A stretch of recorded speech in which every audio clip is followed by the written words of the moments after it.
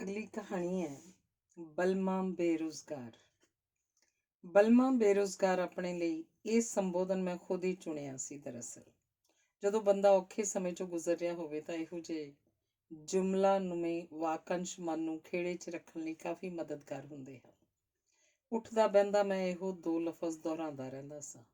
ਆਪਣੀ ਪਤਨੀ ਸਾਹਮਣੇ ਤਾਂ ਮੈਂ ਕਈ ਵਾਰ ਹੱਸਦਿਆਂ ਹੋਇਆਂ ਆਪਣੇ ਵੱਲੋਂ ਆਪਣੇ ਆਪ ਨੂੰ ਬਲਮਾ ਬੇਰੁਜ਼ਗਾਰ ਆਖਦਾ, ਮਾਤਰ ਉਹਨੂੰ ਇਹ ਅਹਿਸਾਸ ਕਰਵਾਉਣ ਲਈ ਕਿ ਮੈਂ ਭਾਵੇਂ ਨਿਖੱਟੂ ਹਾਂ ਪਰ ਢੀਠ ਨਹੀਂ ਹਾਂ ਤੇ ਮੈਨੂੰ ਆਪਣੀ ਸਥਿਤੀ ਦਾ ਪੂਰਨ ਅਹਿਸਾਸ ਹੈ। ਅੱਗੋਂ ਵੀ ਹੱਸ ਛੱਡਦੀ ਤੇ ਅਸੀਂ ਆਪਣੀ ਅਸਲੋਂ ਮਾੜੀ ਆਰਥਿਕ ਹਾਲਤ ਵਿੱਚ ਵੀ ਇੱਕ ਸੁਖਾਵੇਂ ਜੀਵਨ ਹੁਲਾਰੇ ਤੋਂ ਮੁਕਤ ਨਾ ਹੁੰਦੇ।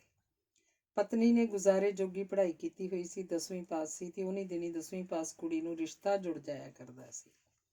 ਪਰਿਵਾਰ ਦੀ ਤਰਜੀਹ ਮੁਤਾਬਕ ਕੁੜੀ ਦਾ 10ਵੀਂ ਪਾਸ ਹੋਣਾ ਕਾਫੀ ਸਮਝਿਆ ਜਾਂਦਾ ਸੀ। ਮੈਂ ਉਚੇਰੀ ਪੜ੍ਹਾਈ ਕਰ ਲਈ ਸੀ, MA ਤੇ ਫਿਰ MPhil। ਨੌਕਰੀ ਕੋਈ ਨਹੀਂ ਸੀ ਮਿਲੀ। ਮੇਰੇ ਤੋਂ ਕਤਾਈ ਇਹ ਹੋਈ ਸੀ ਕਿ ਨੌਕਰੀ ਲੈਣ ਲਈ ਲੋੜੀਂਦੇ ਗੁਰ ਸਿੱਖਣ ਦੀ ਮੈਂ ਕੋਸ਼ਿਸ਼ ਹੀ ਨਹੀਂ ਕੀਤੀ ਸੀ, ਬਸ ਪੜ੍ਹਾਈ ਕਰਦਾ ਰਿਹਾ ਸੀ। ਸੋ ਨੌਕਰੀ ਸਮੇਂ ਸਿਰ ਨਾ ਲੈ ਸਕਣ ਲਈ ਕਿਸੇ ਨੂੰ ਕਸੂਰਵਾਰ ਠਹਿਰਾਉਣਾ ਹਾਲੇ ਮੇਰੀ ਫਿਤਰਤ 'ਚ ਸ਼ਾਮਲ ਨਹੀਂ ਸੀ ਹੋਇਆ। ਸਰਕਾਰੀ ਨੌਕਰੀ ਦੇ ਬਹੁਤ ਸਾਰੇ ਵਿਕਲਪ ਮੇਰੇ ਅਫਲਾਤੂਨੀ ਮਨ 'ਚ ਗੁਬਾਰਿਆਂ ਵਾਂਗ ਉੱਡਦੇ ਰਹਿੰਦੇ ਸਨ।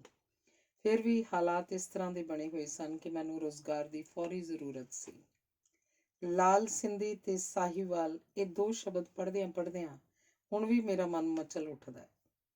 ਇਹ ਦੇਸੀ ਗਊਆਂ ਦੀਆਂ ਦੋ ਬਿਹਤਰੀਨ ਨਸਲਾਂ ਹਨ। ਇਹਨਾਂ ਬਾਰੇ ਪੁਖਤਾ ਜਾਣਕਾਰੀ ਮੈਨੂੰ ਪੰਜਾਬ ਖੇਤੀਬਾੜੀ ਯੂਨੀਵਰਸਿਟੀ ਵੱਲੋਂ ਪ੍ਰਕਾਸ਼ਿਤ ਹੁੰਦੇ ਸਾਹਿਤ ਤੋਂ ਹਾਸਲ ਹੋਈ ਸੀ। ਸਾਹਿਤ ਇਹਨਾਂ ਗਾਵਾਂ ਦੀ ਸ਼ਨਾਖਤ ਤੋਂ ਇਲਾਵਾ ਇਹਨਾਂ ਦੀ ਦੁੱਧ ਦੇਣ ਦੀ ਸਮਰੱਥਾ ਤੇ ਇਹਨਾਂ ਤੋਂ ਤਿਆਰ ਦੋਗਲੀਆਂ ਗਾਵਾਂ ਦੀ ਵਪਾਰਕ ਮਹੱਤਤਾ ਵੀ ਬਿਆਨ ਕਰਦਾ ਸੀ। ਦੋਗਲੀ ਨਸਲ ਦੀ ਵਲਾਇਤੀ ਗਾਂ ਮਹਿੰਗੀ ਹੋਣ ਕਾਰਨ ਮੇਰੀ ਪਹੁੰਚ ਤੋਂ ਬਾਹਰ ਸੀ। ਮੈਂ ਫੈਸਲਾ ਕੀਤਾ ਕਿ ਦੇਸੀ ਗਾਂ ਲਾਲ ਸਿੰਧੀ ਜਾਂ ਸਾਹੀਵਾਲ ਖਰੀਦਾਂਗਾ ਤੇ ਫਿਰ ਇਸ ਤੋਂ ਅੱਗੇ ਦੋਗਲੀਆਂ ਗਾਵਾਂ ਤਿਆਰ ਕਰਨ ਦਾ ਸਿਲਸਿਲਾ ਤੋਰ ਲਵਾਂਗਾ। ਇੰਜ ਇਹ ਸਿਲਸਿਲਾ ਮੈਨੂੰ ਇੱਕ ਵਧੀਆ ਡੇਅਰੀ ਫਾਰਮ ਦਾ ਮਾਲਕ ਬਣਾ ਦੇਗਾ। ਮੈਨੂੰ ਨੌਕਰੀ ਜਾਂ ਕੋਈ ਹੋਰ ਕਿੱਤਾ ਅਪਣਾਉਣ ਦੀ ਕੋਈ ਲੋੜ ਨਹੀਂ ਪਏਗੀ। ਡੇਅਰੀ ਸਥਾਪਿਤ ਕਰਕੇ ਮੈਂ ਨਾ ਕੇਵਲ ਆਪਣੇ ਲਈ ਰੁਜ਼ਗਾਰ ਪੈਦਾ ਕਰ ਲਾਂਗਾ, ਸਗੋਂ ਕਈ ਹੋਰਾਂ ਨੂੰ ਵੀ ਰੁਜ਼ਗਾਰ ਦੇਣ ਜੋਗਾ ਹੋ ਜਾਵਾਂਗਾ। ਗੋਬਰ ਗੈਸ ਪਲਾਂਟ ਲਗਾਵਾਂਗਾ, ਜੈਵਿਕ ਖਾਦ ਤਿਆਰ ਕਰਾਂਗਾ, ਸੰਭਵ ਹੋਇਆ ਤਾਂ ਛੋਟੇ-ਮੋਟੇ ਦੁੱਧ ਉਤਪਾਦ ਤਿਆਰ ਕਰਨ ਦੇ ਪ੍ਰਯੋਗ ਵੀ ਕਰਾਂਗਾ। ਮੈਂ ਪੰਜਾਬ ਖੇਤੀਬਾੜੀ ਯੂਨੀਵਰਸਿਟੀ ਵੱਲੋਂ ਛਾਪੇ ਕਿਤਾਬਚੇ ਵਿੱਚ ਦਰਜ ਲਾਲ ਸਿੰਧੀ ਤੇ ਸਾਹੀਵਾਲ ਦੇ ਪਛਾਣ ਚਿੰਨ੍ਹਾਂ ਦੀ ਤਰਜ਼ ਤੇ ਲੋੜੀਂਦੀ ਗਾਂ ਦੀ ਤਲਾਸ਼ 'ਚ ਜੁਟ ਗਿਆ। ਮੈਨੂੰ ਪੂਰੀ ਉਮੀਦ ਸੀ ਕਿ ਬੇਟ ਦੇ ਕਿਸੇ ਪਿੰਡ 'ਚੋਂ ਮੇਰੀ ਮਨ ਇੱਛਤ ਗਊ ਲੱਭ ਪਏਗੀ। ਇਸ ਲਈ ਜ਼ਰੂਰੀ ਸੀ ਕਿ ਮੈਂ ਆਪਣਾ ਮਿਸ਼ਨ ਪੂਰਾ ਕਰਨ ਲਈ ਬੇਟ ਦੇ ਪਿੰਡੋਂ ਕਿਸੇ ਦੀ ਮਦਦ ਲੈਂਦਾ। ਬੇਟ ਦੇ ਪਿੰਡਾਂ ਵਿੱਚ ਰਾਏ ਸਿੱਖ ਬਰਾਦਰੀ ਦੇ ਲੋਕਾਂ ਦੇ ਮਾਲ ਡੰਗਰ ਵਿੱਚ ਅਜੇ ਵੀ ਦੇਸੀ ਨਸਲ ਦੀਆਂ ਗਾਵਾਂ ਦਿਸ ਪੈਂਦੀਆਂ ਸਨ। ਸੋ ਇਹਨਾਂ ਲੋਕਾਂ ਤੱਕ ਰਸਾਈ ਕਰਨ ਲਈ ਮੈਂ ਬੇਟ 'ਚ ਬਾਹਰੋਂ ਆ ਕੇ ਵਸੇ ਪਰਿਵਾਰ ਦੇ ਮੁੰਡੇ ਘੁੱਕ ਨਾਲ ਪਹਿਲਾਂ ਤੋਂ ਹੀ ਚੱਲੀ ਆ ਰਹੀ ਨੇੜਤਾ ਦਾ ਲਾਹਾ ਲੈਣ ਦੀ ਸਲਾਹ ਬਣਾਈ ਤੇ ਉਹਨੂੰ ਆਪਣੀ ਲੋੜ ਸਮਝਾਈ। ਉਹ ਝੱਟ ਮੇਰੀ ਮਦਦ ਕਰਨ ਲਈ ਰਾਜ਼ੀ ਹੋ ਗਿਆ। ਘੁੱਕ ਕਰਸਾਣੀ ਟੱਬਰ ਦੇ 4 ਭਰਾਵਾਂ ਵਿੱਚੋਂ ਤੀਜੇ ਨੰਬਰ ਤੇ ਸੀ। ਵੱਡੇ 2 ਵਿਆਹੇ ਹੋਏ ਸਨ। ਇਹਨੂੰ ਅਜੇ ਤੱਕ ਕੋਈ ਰਿਸ਼ਤਾ ਨਹੀਂ ਸੀ ਜੁੜਿਆ, ਨਾ ਹੀ ਕਿਸੇ ਨੇ ਇਸ ਮਾਮਲੇ 'ਚ ਉਹਦੇ 'ਚ ਕੋਈ ਦਿਲਚਸਪੀ ਦਿਖਾਈ ਸੀ। ਉਹ ਅੰਦਰੋਂ ਅੰਦਰ ਦੁਖੀ ਸੀ ਤੇ ਮਹਿਸੂਸ ਕਰਦਾ ਸੀ ਕਿ ਸਾਰਾ ਕੁਝ ਐਵੇਂ ਹੀ ਚੱਲਦਾ ਰਿਹਾ ਤਾਂ ਉਹ ਜ਼ਰੂਰ ਵਿਆਹ ਤੋਂ ਵਾਂਝਾ ਰਹਿ ਜਾਏਗਾ। ਮੇਰੀ ਗਾਂ ਲੱਭਣ ਦੀ ਮਦਦ ਦੀ ਫਰਿਆਦ ਸੁਣ ਕੇ ਉਹ ਬੇਮਲੂਮਾ ਜਿਹਾ ਮੁਸਕਰਾਇਆ ਤੇ ਬੋਲਿਆ, ਚੰਗਾ ਬਈ ਕਾਮਰੇਟਾ, ਤੂੰ ਮੇਰੇ ਲਈ ਲੱਭ ਜਨਾਨੀ ਤੇ ਮੈਂ ਤੇਰੇ ਲਈ ਲੱਭਦਾ ਗਊ। ਲਾਲ ਸਿੰਧੀ ਆਪਾਂ ਮਾਰਿਆ ਕਰਾਂਗੇ ਆਥਣ ਨੂੰ ਗੇੜਾ। ਹੈਗੀਆਂ ਮੇਰੀ ਨਿਗਾਹ 'ਚ 2-4। ਅਸੀਂ ਬੇਟ ਦੇ ਪਿੰਡਾਂ 'ਚ ਗਾਵਾਂ ਦੀਆਂ ਦੁਰਲੱਭ ਨਸਲਾਂ ਦੀ ਖੋਜ ਲਈ ਸ਼ਾਮ ਨੂੰ 4-5 ਵਜੇ ਘਰੋਂ ਨਿਕਲ ਪੈਂਦੇ ਤੇ 2-3 ਘੰਟਿਆਂ ਮਗਰੋਂ ਦੇਸੀ ਦਾਰੂ ਦੇ 2-4 ਪੈਗ ਮਾਰ ਕੇ ਵਾਪਸ ਆ ਜਾਂਦੇ। ਕਿਸੇ ਗਾਂ ਦੇ ਪਛਾਣ ਚਿੰਨ੍ਹ ਸਾਨੂੰ ਉਹ ਨਾ ਮਿਲਦੇ ਜਿਹੜੇ ਯੂਨੀਵਰਸਿਟੀ ਦੇ ਕਿਤਾਬਚੇ 'ਚ ਦਿੱਤੇ ਹੋਏ ਸਨ। ਦਾਰੂ ਦੀ ਲੋਰ 'ਚ ਘੁੱਕ ਆਪਣੀਆਂ ਭਰਜਾਈਆਂ ਨੂੰ ਮਿੱਠੀਆਂ ਧਮਕੀਆਂ ਦੇਣ ਲੱਗਦਾ, ਛਿੰਦੋ ਦੀ ਬੱਚੀਏ, ਮੇਰਾ ਵੀ ਘਰ ਕੋਈ ਬੰਨ ਸੁੱਭ, ਨਹੀਂ ਤਾਂ ਮੈਂ ਉਹ ਚੁੱਕ ਲਿਆਉਣੀ ਆ। ਅੱਗੋਂ ਭਾਬੀ ਛਿੰਦੋ ਵੀ ਉਹਦੇ ਵਾਲੇ ਮੁਹਾਵਰੇ ਵਿੱਚ ਹੀ ਪੁੱਛਦੀ, ਇਹ ਬਾਂਦਰਾ ਕਿਹੜੀ ਤੇ ਅੱਖ ਟਕਾਈ ਹੈ। ਉਹ ਜਿਹੜੀ ਕੱਪੜੇ ਦੀ ਦੁਕਾਨ ਦੇ ਬਾਹਰ ਖੜਾਈ ਹੁੰਦੀ ਹੈ ਲਾਲਿਆਂ ਨੇ। ਲਾਲੇ ਨਾਲ ਮੇਰੀ ਗੱਲ ਹੋ ਗਈ, ਕਹਿੰਦਾ ਪੈਸੇ ਦੇ ਕੇ ਲੈ ਜਾਈਂ। ਉਹਨਾਂ ਨੂੰ ਅਟਖੇਲੀਆਂ ਕਰਦਿਆਂ ਛੱਡ ਮੈਂ ਘਰ ਪਰਤ ਆਉਂਦਾ। ਅਗਲੀ ਸ਼ਾਮ ਫਿਰ ਅਸੀਂ 4 ਵਜੇ ਘਰੋਂ ਨਿਕਲ ਪੈਂਦੇ। ਇੱਕ ਤਰ੍ਹਾਂ ਨਾਲ ਅਸੀਂ ਦੋਵੇਂ ਆਪੋ ਆਪਣੇ ਸੁਪਨੇ ਲੈ ਕੇ ਘਰੋਂ ਤੁਰਦੇ ਸਾਂ। ਉਹ ਟੱਬਰ ਬਣਾਉਣ ਦਾ ਸੁਪਨਾ ਲੈ ਕੇ ਤੁਰਦਾ ਸੀ ਤੇ ਮੈਂ ਟੱਬਰ ਪਾਲਣ ਦਾ। ਮੈਨੂੰ ਇਸ ਗੱਲ ਦੀ ਬੜੀ ਤਸੱਲੀ ਤੇ ਖੁਸ਼ੀ ਸੀ ਕਿ ਕੁੱਕ ਮੇਰੀ ਮਦਦ ਕਰ ਰਿਹਾ ਸੀ, ਮੇਰੇ ਨਾਲ ਤੁਰ ਪੈਂਦਾ ਸੀ। ਮਦਦ ਬਾਰੇ ਮੇਰੇ ਤਜਰਬੇ ਕਿਉਂਕਿ ਬਹੁਤ ਕੁੜੱਤਣ ਭਰੇ ਸਨ, ਇਸ ਕਰਕੇ ਕੁੱਕ ਮੈਨੂੰ ਕਾਫੀ ਚੰਗਾ ਲੱਗਦਾ ਸੀ। ਪੜ੍ਹਾਈ ਦੌਰਾਨ ਮੈਂ ਲੇਖਕਾਂ ਵਿੱਚ ਕੁਝ ਪਛਾਣ ਬਣਾ ਲਈ ਸੀ ਤੇ ਕੁਝ ਲੇਖਕ ਮੇਰੇ ਕਾਫੀ ਚੰਗੇ ਦੋਸਤ ਸਨ। ਪਰ ਮੈਂ ਦੇਖ ਰਿਹਾ ਸਾਂ ਕਿ ਲੇਖਕ ਦੂਜੇ ਲੇਖਕ ਲਈ ਜਿੰਨਾ ਮਰਜ਼ੀ ਭਾਵੁਕ ਹੋਵੇ, ਆਰਥਿਕ ਮਦਦ ਕਰਨ ਤੋਂ ਲਗਭਗ ਪਾਸਾ ਹੀ ਵੱਟਦਾ ਰਹਿੰਦਾ ਹੈ। ਉਹ ਦੂਜੇ ਲੇਖਕ ਨੂੰ ਰਜਵੀਂ ਦਾਰੂ ਤਾਂ ਪਿਆ ਸਕਦਾ ਹੈ, ਪਰ ਔਖੇ ਵੇਲੇ ਨਾਲ ਤੁਰਨ ਨੂੰ ਤਿਆਰ ਨਹੀਂ ਹੁੰਦਾ। ਮੇਰੇ ਨਾਲ ਵੀ ਇੰਝ ਹੀ ਵਾਪਰ ਰਿਹਾ ਸੀ। ਪੰਜਾਬੀ ਦੇ ਇੱਕ ਵੱਡੇ ਸ਼ਾਇਰ ਨੇ ਮੇਰੇ ਇਸ ਮਾਮਲੇ 'ਚ ਬਾਂਹ ਫੜੀ ਤੇ ਮੈਨੂੰ ਪੰਜਾਬ ਖੇਤੀਬਾੜੀ ਯੂਨੀਵਰਸਿਟੀ ਵਿੱਚ ਅਫਸਰ ਲੱਗੇ ਇੱਕ ਵੱਡੇ ਕਹਾਣੀਕਾਰ ਕੋਲ ਲੈ ਗਿਆ। ਮੇਰੀ ਵਿੱਦਿਅਕ ਯੋਗਤਾ ਦੱਸ ਕੇ ਸ਼ਾਇਰ ਨੇ ਇਸ ਵੱਡੇ ਮਾਨਵਵਾਦੀ ਕਹਾਣੀਕਾਰ ਕੋਲੋਂ ਮੇਰੇ ਲਈ ਕਿਸੇ ਨੌਕਰੀ ਦੀ ਮੰਗ ਕੀਤੀ। ਕਹਾਣੀਕਾਰ ਨੇ ਅੱਗੋਂ 2-4 ਇਹੋ ਜਿਹੇ ਸਵਾਲ ਕਿ ਮੁੰਡਾ ਗੋਡੀ ਕਰ ਲਏਗਾ, ਮੁੰਡਾ ਸਪਰੇਅ ਕਰ ਲਏਗਾ ਆਦਿ ਕਰਕੇ ਨੌਕਰੀ ਤੋਂ ਜਵਾਬ ਦੇਣ ਦਾ ਰਾਹ ਪੱਧਰਾ ਕਰ ਲਿਆ।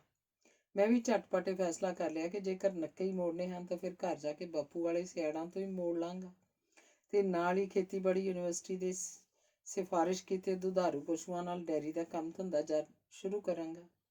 ਮੈਂ ਹੈਰਾਨ ਸਾਂ ਕਿ ਇਸ ਮਾਨਵਵਾਦੀ ਕਹਾਉਂਦੇ ਬੰਦੇ ਨੇ ਆਪਣੀਆਂ ਨਿੱਕੀਆਂ ਅੱਖਾਂ ਨੂੰ ਹੋਰ ਸੁੰਗੇੜ ਲਿਆ ਤੇ ਮੈਨੂੰ ਕੋਈ ਦਿਲਾਸਾ ਦੇਣਾ ਵੀ ਯੋਗ ਨਾ ਸਮਝਿਆ। ਉਸ ਵੱਡੇ ਕਹਾਣੀਕਾਰ ਦੇ ਮੁਕਾਬਲੇ ਕੁੱਕ ਮੈਨੂੰ ਕਿਤੇ ਬਿਹਤਰ ਇਨਸਾਨ ਜਾਪ ਰਿਹਾ ਸੀ।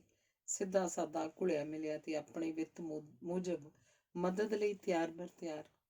ਤੇ ਫਿਰ ਇੱਕ ਦਿਨ ਕੁੱਕ ਨੇ ਦੱਸਿਆ ਕਿ ਇੱਕ ਗਾਂ ਦੇਖੀ ਹੈ, ਬਿਲਕੁਲ ਤੇਰੀਆਂ ਦਸੀਆਂ ਨਿਸ਼ਾਨੀਆਂ ਵਾਲੀ, ਸੱਜਰ ਸੂਈ, ਬਣ ਵੀ ਸਾਬ ਨਾਲ ਹੀ ਜਾਊ। ਉਹਦੀ ਗੱਲ ਸੁਣਦਿਆਂ ਹੀ ਜਾਪਿਆ ਜਿਵੇਂ ਮੇਰੀਆਂ ਆਸਾਂ ਨੂੰ ਬੂਰ ਪੈਣਾ ਸ਼ੁਰੂ ਹੋ ਗਿਆ ਹੋਵੇ। ਇਹ ਗਾਂ ਕਿਸੇ ਰਾਏ ਸਿੱਖ ਪਰਿਵਾਰ ਦੇ ਘਰ ਖੜੀ ਸੀ। ਕੁੱਕ ਮੈਨੂੰ ਨਾਲ ਲੈ ਕੇ ਇਸ ਘਰ ਜਾ ਵੜਿਆ। ਛੋਟੇ ਸਿੰਗਾਂ ਵਾਲੀ ਇਸ ਵਹਿੜ ਨੂੰ ਮੈਂ ਫੌਰਨ ਕਿਤਾਬਚੇ ਵਾਲੀ ਗਾਂ ਨਾਲ ਮਿਲਾਉਣ ਲੱਗਾ। ਹੁਲੀਆ ਕਾਫੀ ਮਿਲਦਾ ਜੁਲਦਾ ਜਾਪਿਆ।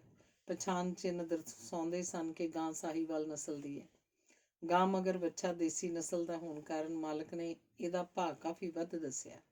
ਖੈਰ ਫਿਰ ਵੀ ਸੌਦਾ ਤੈਅ ਹੋ ਗਿਆ। 50 ਦਾ ਨੋਟ ਸਾਈ ਵਜੋਂ ਦੇ ਕੇ ਅਗਲੇ ਦਿਨ ਬਾਕੀ ਰਕਮ ਤਾਰ ਕੇ ਗਾਂ ਲੈ ਜਾਣ ਦਾ ਇਕਰਾਰ ਕਰਕੇ ਮੈਂ ਘਰ ਮੁੜ ਆਇਆ। ਕੁੱਕ ਨੇ ਪੈਗ ਲਾਉਂਦਿਆਂ ਮੈਨੂੰ ਤਾਕੀਦ ਕੀਤੀ, ਕਾਮਰੇਟਾ, ਲੈ ਹੁਣ ਮੇਰਾ ਕੰਮ ਭੁੱਲ ਨਾ ਜਾਈਂ। ਉੱਧਰ ਦੇਖੀ ਕੋਈ ਆਪਦੇ ਸਹੁਰਿਆਂ ਭਾਬੀਆਂ ਤਾਂ ਮੈਨੂੰ ਛੜਾ ਹੀ ਦੇਖਣਾ ਭਾਲਦੀਆਂ। ਅਗਲੇ ਦਿਨ ਮੈਂ ਛੋਟੇ ਭਰਾ ਨੂੰ ਨਾਲ ਲਿਆ, ਬਣਦੀ ਰਕਮ ਤਾਰੀ, ਰੱਸਾ ਝੋਲੀ ਪਵਾਇਆ ਤੇ ਅਸੀਂ ਦੋਵੇਂ ਭਰਾ ਸਾਹੀਵਾਲ ਲੈ ਤੁਰੇ। 10-20 ਕਦਮ ਹੀ ਤੁਰੇ ਹੋਵਾਂਗੇ ਕਿ ਗਾਂ ਵੇਰ ਗਈ। ਓਪਰਾਪਨ ਵਿਖਾਉਣ ਲੱਗੀ। ਉਹਨੇ ਬੇਕਾਬੂ ਹੋ ਕੇ ਪਛਾਣ ਨੂੰ ਛੂਟ ਵੱਟ ਲਈ।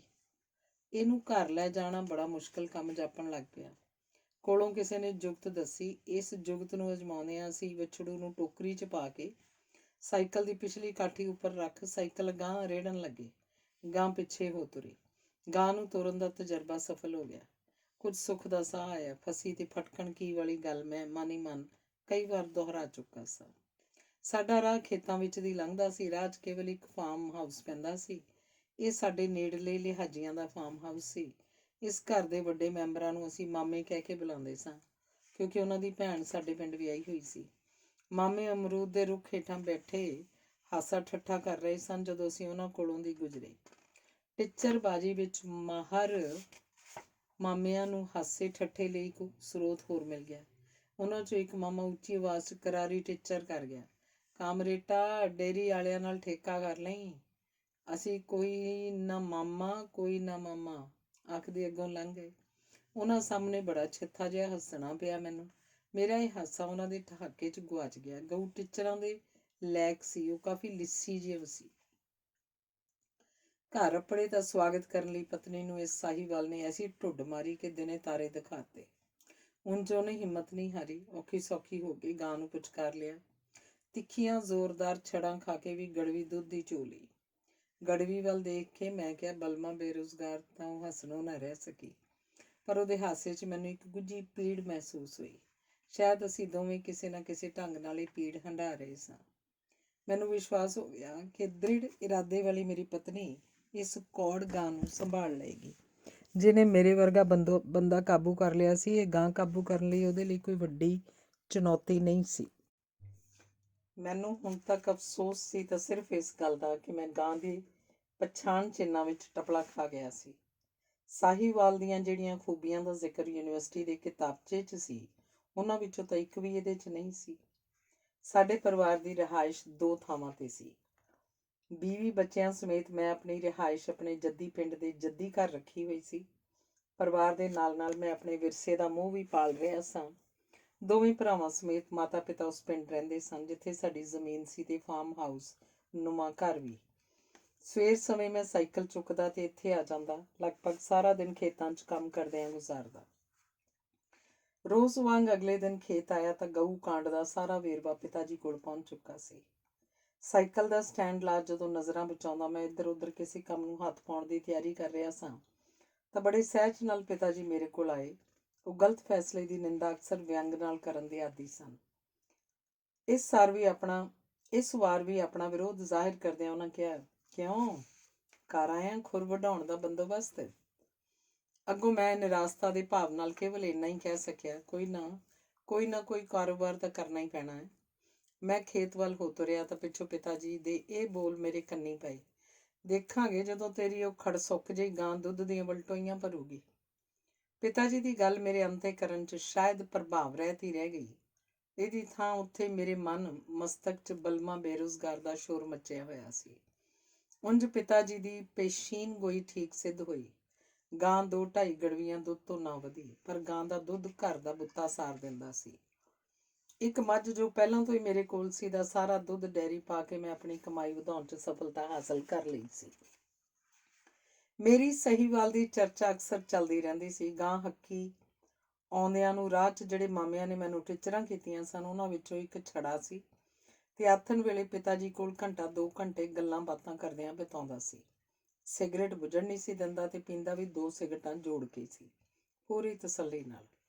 ਉਹਨੇ ਗਊ ਬਾਰੇ ਆਪਣੀ ਰਾਏ ਬਦਲ ਲਈ ਸੀ। ਪਿਤਾ ਜੀ ਦੀ ਮੌਜੂਦਗੀ 'ਚ ਉਹਨੇ ਇੱਕ ਦਿਨ ਮੈਨੂੰ ਮਸ਼ਵਰਾ ਦਿੰਦਿਆਂ ਕਿਹਾ, ਭਾਣਜੇ ਸੌਦਾ ਤੇਰਾ ਮਾੜਾ ਨਹੀਂ, ਗਾਂ ਦੇ ਮਗਰ ਬੱਚਾ ਹੈ। ਦੇਸੀ ਬੱਚੇ ਵਾਲੀ ਗਾਂ ਕਿਤੇ ਲੱਭਦੀ ਹੈ ਅੱਜ ਕੱਲ੍ਹ। ਬਸ ਤੂੰ ਐਂ ਕਰੀ, ਬੱਚੇ ਨੂੰ ਅੱਧੀ ਛਟਾਂਕੀ ਸਰੋਂ ਦਾ ਤੇਲ ਲੱਸੀ 'ਚ ਪਾ ਕੇ ਦੇ ਦਿਆ ਕਰੀ ਤੇ ਪਾਈਆ ਛੋਲੇ ਰੋਜ਼ ਦੇ ਚਾਰੀ ਜਾਈ। ਦੇਖੀ ਫਿਰ ਬੱਚਾ ਬਣਦਾ ਬਛੇਰੇ ਵਰਗਾ, ਲੋਕ ਦੇਖਣ ਆਇਆ ਕਰਨਗੇ, ਜਿੰਨੇ ਦਾ ਮਰਜ਼ੀ ਵੇਚ ਲੈ। ਸਲਾਹ ਦਾ ਹੁੰਗਾਰਾ ਭਰਦਿਆਂ ਜਦੋਂ ਮੈਂ ਠੀਕ ਆ ਮਾਮਾ ਕਿਹਾ ਤਾਂ ਪਿਤਾ ਜੀ ਨੇ ਮੇਰੇ ਵੱਲ ਕੌੜ ਅੱਖਾਂ ਨਾਲ ਦੇਖਿਆ। ਮਾਮਾ ਪ੍ਰੀਤਮ ਤਾਂ ਆਪਣੇ ਕੀਮਤੀ ਮਸ਼ਵਰੇ ਦੇ ਕੇ ਚਲਾ ਗਿਆ, ਪਰ ਪਿਤਾ ਜੀ ਤੋਂ ਆਪਣੀ ਫਿਕਰਮੰਦੀ ਛੁਪਾ ਨਾ ਹੋਈ। ਆਪਣੇ ਸਹਿਜ ਅੰਦਾਜ਼ ਵਿੱਚ ਉਹਨਾਂ ਮੈਨੂੰ ਤਾੜਨਾ ਕੀਤੀ, ਦੇਖੀ ਕਿਤੇ ਪ੍ਰੀਤੂ ਦੀ ਸਲਾਹ ਨਾ ਮੰਨ ਲਈ। ਮੈਂ ਐਵੇਂ ਕਿਹਾ, ਹਾਲਾਂਕਿ ਸਲਾਹ ਮੰਨਣ ਦਾ ਮੇਰਾ ਵੀ ਕੋਈ ਇਰਾਦਾ ਨਹੀਂ ਸੀ। ਜੇ ਸਲਾਹ ਮੰਨ ਲਈਏ ਵੈੜਕਾ ਤਾਂ ਵਧੀਆ ਨਿਕਲ ਆਊ। ਗਾਂ ਤਾਂ ਜੋ ਹੈ ਸੋ ਹੈ। ਮੇਰਾ ਜਵਾਬ ਸੁਣਦਿਆਂ ਸਾਰ ਪਿਤਾ ਜੀ ਤੈਸ਼ 'ਚ ਆ ਗਏ। ਘੂਰ ਕੇ ਕਹਿਣ ਲੱਗੇ, ਕਿਉਂ ਵੈੜਕਾ ਤੂੰ ਕਿਲ੍ਹਾ ਰਾਏਪੁਰ ਦੀਆਂ ਖੇਡਾਂ 'ਚ ਦੌੜਾਉਣਾ ਹੈ? ਆਪਦਾ ਕੰਮ ਕਰੀਦਾ ਹੁੰਦਾ ਚੁੱਪ ਕਰਕੇ। ਪੀਤੂ ਵਰਗਿਆਂ ਦੀਆਂ ਸਲਾਹਾਂ ਤਾਂ ਐਵੇਂ ਹੀ ਦੂਜਿਆਂ ਦਾ ਘਰ ਪੱਟਣ ਲਈ ਹੁੰਦੀਆਂ, ਸਮਝਿਆ ਮੇਰੀ ਗੱਲ? ਗਾਂ ਦੁੱਧੋਂ ਭੱਜ ਗਈ ਤਾਂ ਇੱਥੇ ਲੈ ਆਈ, ਬੱਚਾ ਜਗਰਾਵਾਂ ਵਾਲੀ ਮੰਡੀ 'ਚ ਵੇਚ ਆਵਾਂਗੇ। ਕਿਸੇ ਲੰਮੇ ਚੌੜੇ ਚੱਕਰ 'ਚ ਪੈਣ ਦੀ ਲੋੜ ਨਹੀਂ ਤੈਨੂੰ। ਪਿਤਾ ਜੀ ਦੇ ਬਚਨਾਂ ਤੇ ਫੁੱਲ ਚੜਾਏ ਗਏ। ਉਹਨਾਂ ਦੀਆਂ ਦੋਵੇਂ ਮੱਝਾਂ ਦੁੱਧ ਤੋਂ ਜਵਾਬ ਦੇ ਗਈਆਂ ਤਾਂ ਛੋਟਾ ਭਰਾ ਮੇਰੀ ਸਾਈ ਵਾਲੇ ਇੱਥੇ ਹੱਕ ਲੈ ਆਇਆ। ਚੰਗੀ ਸੇਵਾ ਹੋਈ ਤਾਂ ਗਾਂ ਤੇ ਫਿਰ ਰੰਗ ਆ ਗਿਆ, ਦੁੱਧ ਵੱਧ ਗਿਆ ਤੇ ਦੂਜੇ ਬੰਨੇ ਮੇਰੇ ਪ੍ਰਤੀ ਪਿਤਾ ਜੀ ਦੇ ਮਨ ਦੀ ਕੁੜੱਤਣ ਵੀ ਦੂਰ ਹੋ ਗਈ। ਉਹ ਮਲਵੀ ਜੀ ਜੀਭ ਨਾਲ ਕਦੇ ਕਦੇ ਗਾਂ ਦੀ ਸਿਫਤ ਵੀ ਕਰ ਦਿੰਦੇ। ਸਾਹੀਵਾਲ ਭੁਲੇਖੇ ਖਰੀਦੀ ਮਾਰਨ ਖੰਡੀ ਗਾਂ ਨੂੰ ਬਰਦਾਸ਼ਤ ਕਰਨ 'ਚ ਮੇਰੀ ਪਤਨੀ ਨੇ ਕੋਈ ਕਸਰ ਬਾਕੀ ਨਾ ਛੱਡੀ। ਜਦੋਂ ਵੀ ਕੋਈ ਤਕਲੀਫ ਗਾਂ ਦੇ ਮਾਮਲੇ 'ਚੋਂ ਮੇਰੇ ਨਾਲ ਸਾਂਝੀ ਕਰਨ ਦੀ ਕੋਸ਼ਿਸ਼ ਕਰਦੀ ਤੇ ਮੈਂ ਅੱਗੋਂ ਬਲਮਾ ਬੇਰੁਜ਼ਗਾਰ ਆਖ ਦਿੰਦਾ। ਕਦੇ ਹੱਸ ਕੇ ਆਖਦਾ ਤੇ ਕਦੇ ਸੰਜੀਦਗੀ ਨਾਲ ਉਪਸੀਜ ਜਾਂਦੀ ਤੇ ਆਪਣਾ ਕੰਮ ਜਾਰੀ ਰੱਖਦੀ। ਭਾਵੇਂ ਮਨ ਮਾਰ ਕੇ ਹੀ ਇਸ ਗਾਂ ਨੇ ਮੇਰਾ ਡੈਰੀ ਦਾ ਸੁਪਨਾ ਠੰਡੇ ਬਸਤੇ 'ਚ ਪਾ ਦਿੱਤਾ। ਪਰ ਹੋਰ ਬਹੁਤ ਕੁਝ ਹਾਸਲ ਹੋ ਗਿਆ। ਘਰੋਂ ਵਿਰਾਸਤੀ ਦੌਲਤ ਮਿਲ ਗਈ, ਕਬੀਲਦਾਰੀ ਲੀਹ 'ਤੇ ਚੜ੍ਹ ਗਈ। ਪਰ ਇਸ ਠੰਡੇ ਬਸਤੇ ਵੱਲ ਜਿਸ ਵਿੱਚ ਮੇਰਾ ਡੈਰੀ ਦਾ ਸੁਪਨਾ ਪੈ ਗਿਆ ਸੀ, ਅਜੇ ਵੀ ਮੇਰੀ ਨਿਗਾਹ ਚਲੀ ਜਾਂਦੀ ਹੈ ਜਦੋਂ ਮੇਰੀ ਪਤਨੀ ਕਦੇ ਕਦੇ ਮੈਨੂੰ ਛੇੜਦੀ ਆਖਦੀ ਹੈ, ਬਲਮਾ ਬੇਰੁਜ਼ਗਾਰ। ਇਹਨਾਂ ਪਲਾਂ 'ਚ ਮੈਨੂੰ ਲੱਗਦਾ ਜਿਵੇਂ ਠੰਡਾ ਬਸਤਾ ਖੁੱਲ੍ਹ ਗਿਆ ਹੋਵੇ ਤੇ ਇਸ ਵਿੱਚੋਂ ਸੈਂਕੜੇ ਵਲਾਇਤੀ ਗਾਵਾਂ ਵਿਸ਼ਾਲ ਸ਼ੈੱਡ ਵਿੱਚ ਕਤਾਰ ਬੰਨ੍ਹ ਕੇ ਖਲੋ ਗਈਆਂ ਹੋਣ। ਧੰਨਵਾਦ। ਪੀਰ ਭਗਵਾਨ ਸ਼ਾਹ। ਮੈਂ ਰਾਹ ਵਿੱਚ ਹੀ ਸੀ ਜਦੋਂ ਪਿੰਡ ਸੁਖਦਿਆਲ ਨੂੰ ਫੋਨ ਕੀਤਾ। ਉਹਨੇ ਦੱਸਿਆ ਕਿ ਉਹ ਲੱਕੜਾਂ ਇਕੱਠੀਆਂ ਕਰ ਰਹੇ ਹਨ, ਪਿੰਡ 'ਚ ਮਰਗ ਹੋ ਗਈ ਹੈ। ਸੋਚਿਆ ਕਿਉਂ ਉਹਨਾਂ ਦੇ ਕੰਮ 'ਚ ਖਲਲ ਪਾਉਣੀ ਹੈ, ਵਾਪਸ ਮੁੜ ਜਾਵਾਂ। ਪਰ ਸੁਖਦਿਆਲ ਨੇ ਕਿਹਾ ਕਿ ਆ ਜਾਓ, ਕੋਈ ਗੱਲ ਨਹੀਂ ਸਰ। ਸੁਖਦਿਆਲ 12ਵੀਂ ਪਾਸ ਸੀ। ਮੇਰੇ ਰੁਤਬੇ ਦਾ ਖਿਆਲ ਰੱਖਦੇ ਉਹ ਮੈਨੂੰ ਸਰ ਆਖ ਕੇ ਬੁਲਾਉਂਦਾ ਸੀ। ਪਿੰਡ ਖੇਤੀਬਾੜੀ ਦਾ ਕੰਮ ਮੈਂ ਉਹਨੂੰ ਹੀ ਸੰਭਾਲਿਆ ਹੋਇਆ ਸੀ। ਇੱਕ ਵਾਰ ਫਿਰ ਮੈਂ ਵਾਪਸ ਪਰਤ ਜਾਣ ਦੀ ਇੱਛਾ ਜਤਾਈ ਤਾਂ ਉਹਨੇ ਹੋਰ ਵੀ ਜ਼ੋਰ ਨਾਲ ਕਿਹਾ, ਅੱਧੀ ਵਾਟ ਤਾਂ ਤੁਸੀਂ ਲੰਘ ਹੀ ਆਏ ਹੋ, ਹੁਣ ਨਾ ਮੁੜੋ। ਕੋਈ ਗੱਲ ਨਹੀਂ। ਮੈਂ ਪੁੱਛਿਆ, ਕੌਣ ਗੁਜ਼ਰ ਗਿਆ? ਉਹਨੇ ਸੁਭਾਵਕ ਆਵਾਜ਼ 'ਚ ਹੀ ਦੱਸ ਦਿੱਤਾ, ਮੁੰਨੀ ਦਾ ਛੋਟਾ ਮੁੰਡਾ। ਕਿਵੇਂ ਬਈ? ਨਸ਼ਾ ਕਰਦਾ ਸੀ, ਨਸ਼ਾ ਵੇਚਦਾ ਵੀ ਸੀ। ਕੋਈ ਕਹਿੰਦਾ ਚਿੱਟਾ ਮਿਲਿਆ ਨਹੀਂ ਤਾਂ ਮਰ ਗਿਆ, ਕੋਈ ਕਹਿੰਦਾ ਨਸ਼ੇ ਦੀ ਓਵਰਡੋਜ਼ ਹੋ ਗਈ। ਕੀ ਸੱਚ ਹੈ ਤੇ ਕੀ ਝੂਠ ਰੱਬ ਜਾਣਦਾ। ਬਸ ਉਹ ਚਿੱਟੇ ਨੇ ਲੈ ਲਿਆ, ਹੁਣ ਤਾਂ ਇਹੋ ਸੱਚ ਹੈ। ਚੰਗਾ, ਫਿਰ ਮੈਂ ਆਇਆ। ਮੈਂ ਕਹਿਣ ਹੀ ਲੱਗਾ ਸੀ ਕਿ ਚਲੋ ਮੁੰਨੀ ਨਾਲ ਦੁੱਖ ਵੰਡਾ ਜਾਵਾਂਗਾ, ਪਰ ਫਿਰ ਖਿਆਲ ਆਇਆ ਕਿ ਮੁੰਨੀ ਤੇ ਉਹਦਾ ਖਾਵੰਦ ਗੁਜ਼ਰੇ ਨੂੰ ਤਾਂ ਕਈ ਵਾਰੀ ਹੋ ਗਏ ਹਨ। ਉਹ ਚਿੱਟੇ ਦਾ ਸਾਮਰਾਜ ਫੈਲਣ ਤੋਂ ਬਹੁਤ ਪਹਿਲਾਂ ਹੀ ਚੱਲ ਵਸੇ ਸਨ। ਇਨੀ ਦਿਨੇ ਚਿੱਟੇ ਕਾਰਨ ਹੋਣ ਵਾਲੀਆਂ ਮੌਤਾਂ 'ਚ ਚੋਖਾ ਵਾਧਾ ਹੋ ਗਿਆ ਸੀ। ਚਾਰੇ ਪਾਸਿਓਂ ਮਨਹੂਸ ਖਬਰਾਂ ਆ ਰਹੀਆਂ ਸਨ। ਚਾਰੇ ਪਾਸਿਓਂ ਚਿੱਟਾ ਤਸਕਰਾਂ ਨੂੰ ਕਾਬੂ ਕਰਨ ਦੀ ਮੰਗ ਵੀ ਜ਼ੋਰ ਫੜ ਰਹੀ ਸੀ। ਪਰ ਕਾਬੂ ਪਾਵੇ ਕੌਣ? ਜਿਨ੍ਹਾਂ ਲੋਕਾਂ ਨੂੰ ਸਮਾਜ ਨੇ ਵੋਟਾਂ ਪਾ ਕੇ ਨਸ਼ਿਆਂ ਨੂੰ ਕਾਬੂ ਪਾਉਣ ਦੀ ਤਾਕਤ ਦਿੱਤੀ ਹੋਈ ਸੀ, ਉਹ ਤਾਂ ਖੁਦ ਨਸ਼ਿਆਂ ਦੇ ਕਾਰੋਬਾਰ ਰਾਹੀਂ ਮਾਲਾਮਾਲ ਹੋ ਗਏ ਸਨ। ਰਸਤੇ ਵਿੱਚ ਪਿੰਡ ਪਹੁੰਚਣ ਤੱਕ ਮੈਂ ਨਸ਼ਿਆਂ ਦੇ ਕਈ ਪਹਿਲੂਆਂ 'ਤੇ ਵਿਚਾਰ ਕਰਦਾ ਰਿਹਾ। ਨੌਜਵਾਨਾਂ ਦੀ ਬੇਰੁਜ਼ਗਾਰੀ, ਸਿੱਖਿਆ ਪ੍ਰਬੰਧ ਦੀ ਦੁਰਦਸ਼ਾ, ਸਰਕਾਰਾਂ ਦੀਆਂ ਲੋਕ ਵਿਰੋਧੀ ਨੀਤੀਆਂ ਆਦਿ ਬਾਰੇ ਸੋਚਦਿਆਂ ਮੈਨੂੰ ਪਤਾ ਹੀ ਨਾ ਲੱਗਾ ਕਦੋਂ ਪਿੰਡ ਆ ਗਿਆ। ਲੋਕ ਮੁੰਨੀ ਦੇ ਮੁੰਡੇ ਦੀ ਅਰਥੀ ਮਗਰ ਜਾ ਰਹੇ ਸਨ। ਮਾਤਮੀ ਜਲੂਸ ਵਿੱਚ ਸ਼ਾਮਲ ਹੋਣ ਉਪਰੰਤ ਮੈਂ ਪਿੰਡ ਵਿਚਲੇ ਮੁੰਨੀ ਦੇ ਨੇੜਲਿਆਂ ਕੋਲ ਹਮਦਰਦੀ ਪ੍ਰਗਟਾਈ ਤੇ ਮੋਟਰ ਵਾਲੀ ਕੋਠੀ ਦੀ ਚਾਬੀ ਸੁਖਦਿਆਲ ਕੋਲੋਂ ਲੈ ਕੇ ਮੰਜਾ ਢਾਹ ਕੇ ਲੇਟ ਗਿਆ। ਉਸਲ ਵੱਟੇ ਲੈਂਦਿਆਂ ਸੁਖਦਿਆਲ ਨੂੰ ਉਡੀਕਣ ਲੱਗਾ। ਇੱਧਰ ਮੈਂ ਅਲਾਣੇ ਮੰਜੇ ਤੇ ਉਸਲ ਵੱਟੇ ਲੈ ਰਿਹਾ ਸੀ, ਉੱਧਰ ਮੇਰੇ ਅੰਦਰ ਮੁੰਨੀ ਦਾ ਤੇ ਉਹਦੇ ਪਿੰਡ ਦਾ ਪਿਛੋਕੜ ਉਸਲ ਵੱਟੇ ਲੈਣ ਲੱਗ ਪਏ। ਮੁੰਨੀ ਦਾ ਪਿੰਡ ਦੇਸ਼ ਦੀ ਵੰਡ ਤੋਂ ਬਾਅਦ ਸਤਲੁਜ ਦੇ ਕੰਢੇ ਉੱਪਰ ਸੰਘਣੀ ਕਾਹੀ, ਮਲੇ ਝਾੜੀਆਂ ਤੇ ਬੇਆਬਾਦ ਜ਼ਮੀਨ ਉੱਪਰ ਪਾਕਿਸਤਾਨੋਂ ਉੱਜੜ ਕੇ ਆਏ ਰਾਈ ਸਿੱਖ ਬਰਾਦਰੀ ਦੇ ਵਿਸਥਾਪਤਾਂ ਨੂੰ ਬਿਠਾ ਕੇ ਵਸਾਇਆ ਗਿਆ ਸੀ। ਪਾਕਿਸਤਾਨ ਵਿਚਲੇ ਪੰਜਾਬ ਦੇ ਖੁਸ਼ਹਾਲ ਕਿਸਾਨਾਂ ਨੇ ਫਰਜ਼ੰਦ ਮੁੜ ਵਸੇਬਾ ਕਮੇਟੀਆਂ ਦੇ ਅਫਸਰ ਮੈਂਬਰ ਸਨ। ਉਹਨਾਂ ਨੇ ਚੰਗੀਆਂ ਪੈਲੀਆਂ ਆਪਣੇ ਭਾਈਚਾਰੇ ਲਈ ਨਿਗਾਹ 'ਚ ਰੱਖ ਲਈਆਂ। ਹੁਸ਼ਿਆਰੀ ਵਰਤਦਿਆਂ ਉਹਨਾਂ ਨੇ ਚੰਗੀਆਂ ਆਬਾਦ ਉਪਜਾਊ ਪੈਲੀਆਂ ਬਾਜਵਿਆਂ, ਵਿਰਕਾਂ, ਚੱਠਿਆਂ ਦੇ ਨਾਂ ਪਵਾ ਦਿੱਤੀਆਂ।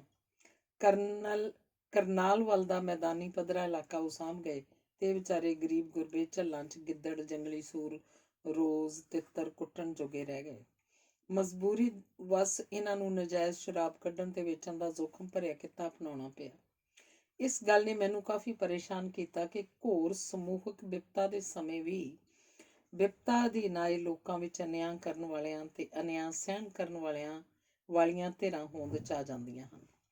ਉਂਝ ਨਜਾਇਜ਼ ਦਾਰੂ ਵੇਚਣ ਦੇ ਨਾਲ ਮੁੰਨੀ ਦੇ ਵਡਾਰੂਆਂ ਨੇ ਸਖਤ ਮਿੱਟੀ ਵਾਲੇ ਬੇਟ ਨਾਲ ਵੀ ਮੱਥਾ ਢਾਹ ਛੱਡਿਆ ਸੀ।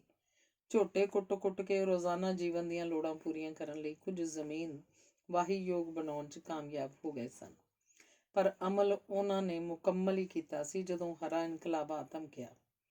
ਬੇਟ ਦੇ ਬਾਹਰਲੇ ਪਿੰਡਾਂ ਦੇ ਜ਼ਿਮੀਂਦਾਰਾਂ ਨੇ ਹਰੇ ਇਨਕਲਾਬ ਦੀ ਟੈਕਨੋਲੋਜੀ ਨਾਲ ਲੈਸ ਹੋ ਕੇ ਬੇਟ ਤੇ ਆ ਧਾਵਾ ਬੋਲਿਆ। ਸਸਤੇ ਭਾਅ ਜ਼ਮੀਨਾਂ ਖਰੀਦ ਲਈਆਂ, ਨਵੀਂ ਮਸ਼ੀਨਰੀ ਬੇਟ 'ਚ ਉਤਾਰ ਦਿੱਤੀ, ਝੋਨੇ ਕਣਕ ਦਾ ਫਸਲੀ ਚੱਕਰ ਸ਼ੁਰੂ ਕਰ ਦਿੱਤਾ। ਨਵੀਂ ਆਬਾਦ ਹੋਈ ਜ਼ਮੀਨ ਸੀ, ਭਰਪੂਰ ਉਪਜ ਦੇਣ ਦੇ ਯੋਗ ਸੀ। ਦਿਨਾਂ ਵਿੱਚ ਹੀ ਬੇਟ 'ਚ ਆ ਵਸੇ ਜ਼ਿਮੀਂਦਾਰ ਮਾਲਾਮਾਲ ਹੋ ਗਏ। ਪਰ ਮੁੰਨੀ ਦੇ ਵਡੇਰੇ ਅਲੱਗ ਥਲੱਗ ਪੈ ਗਏ।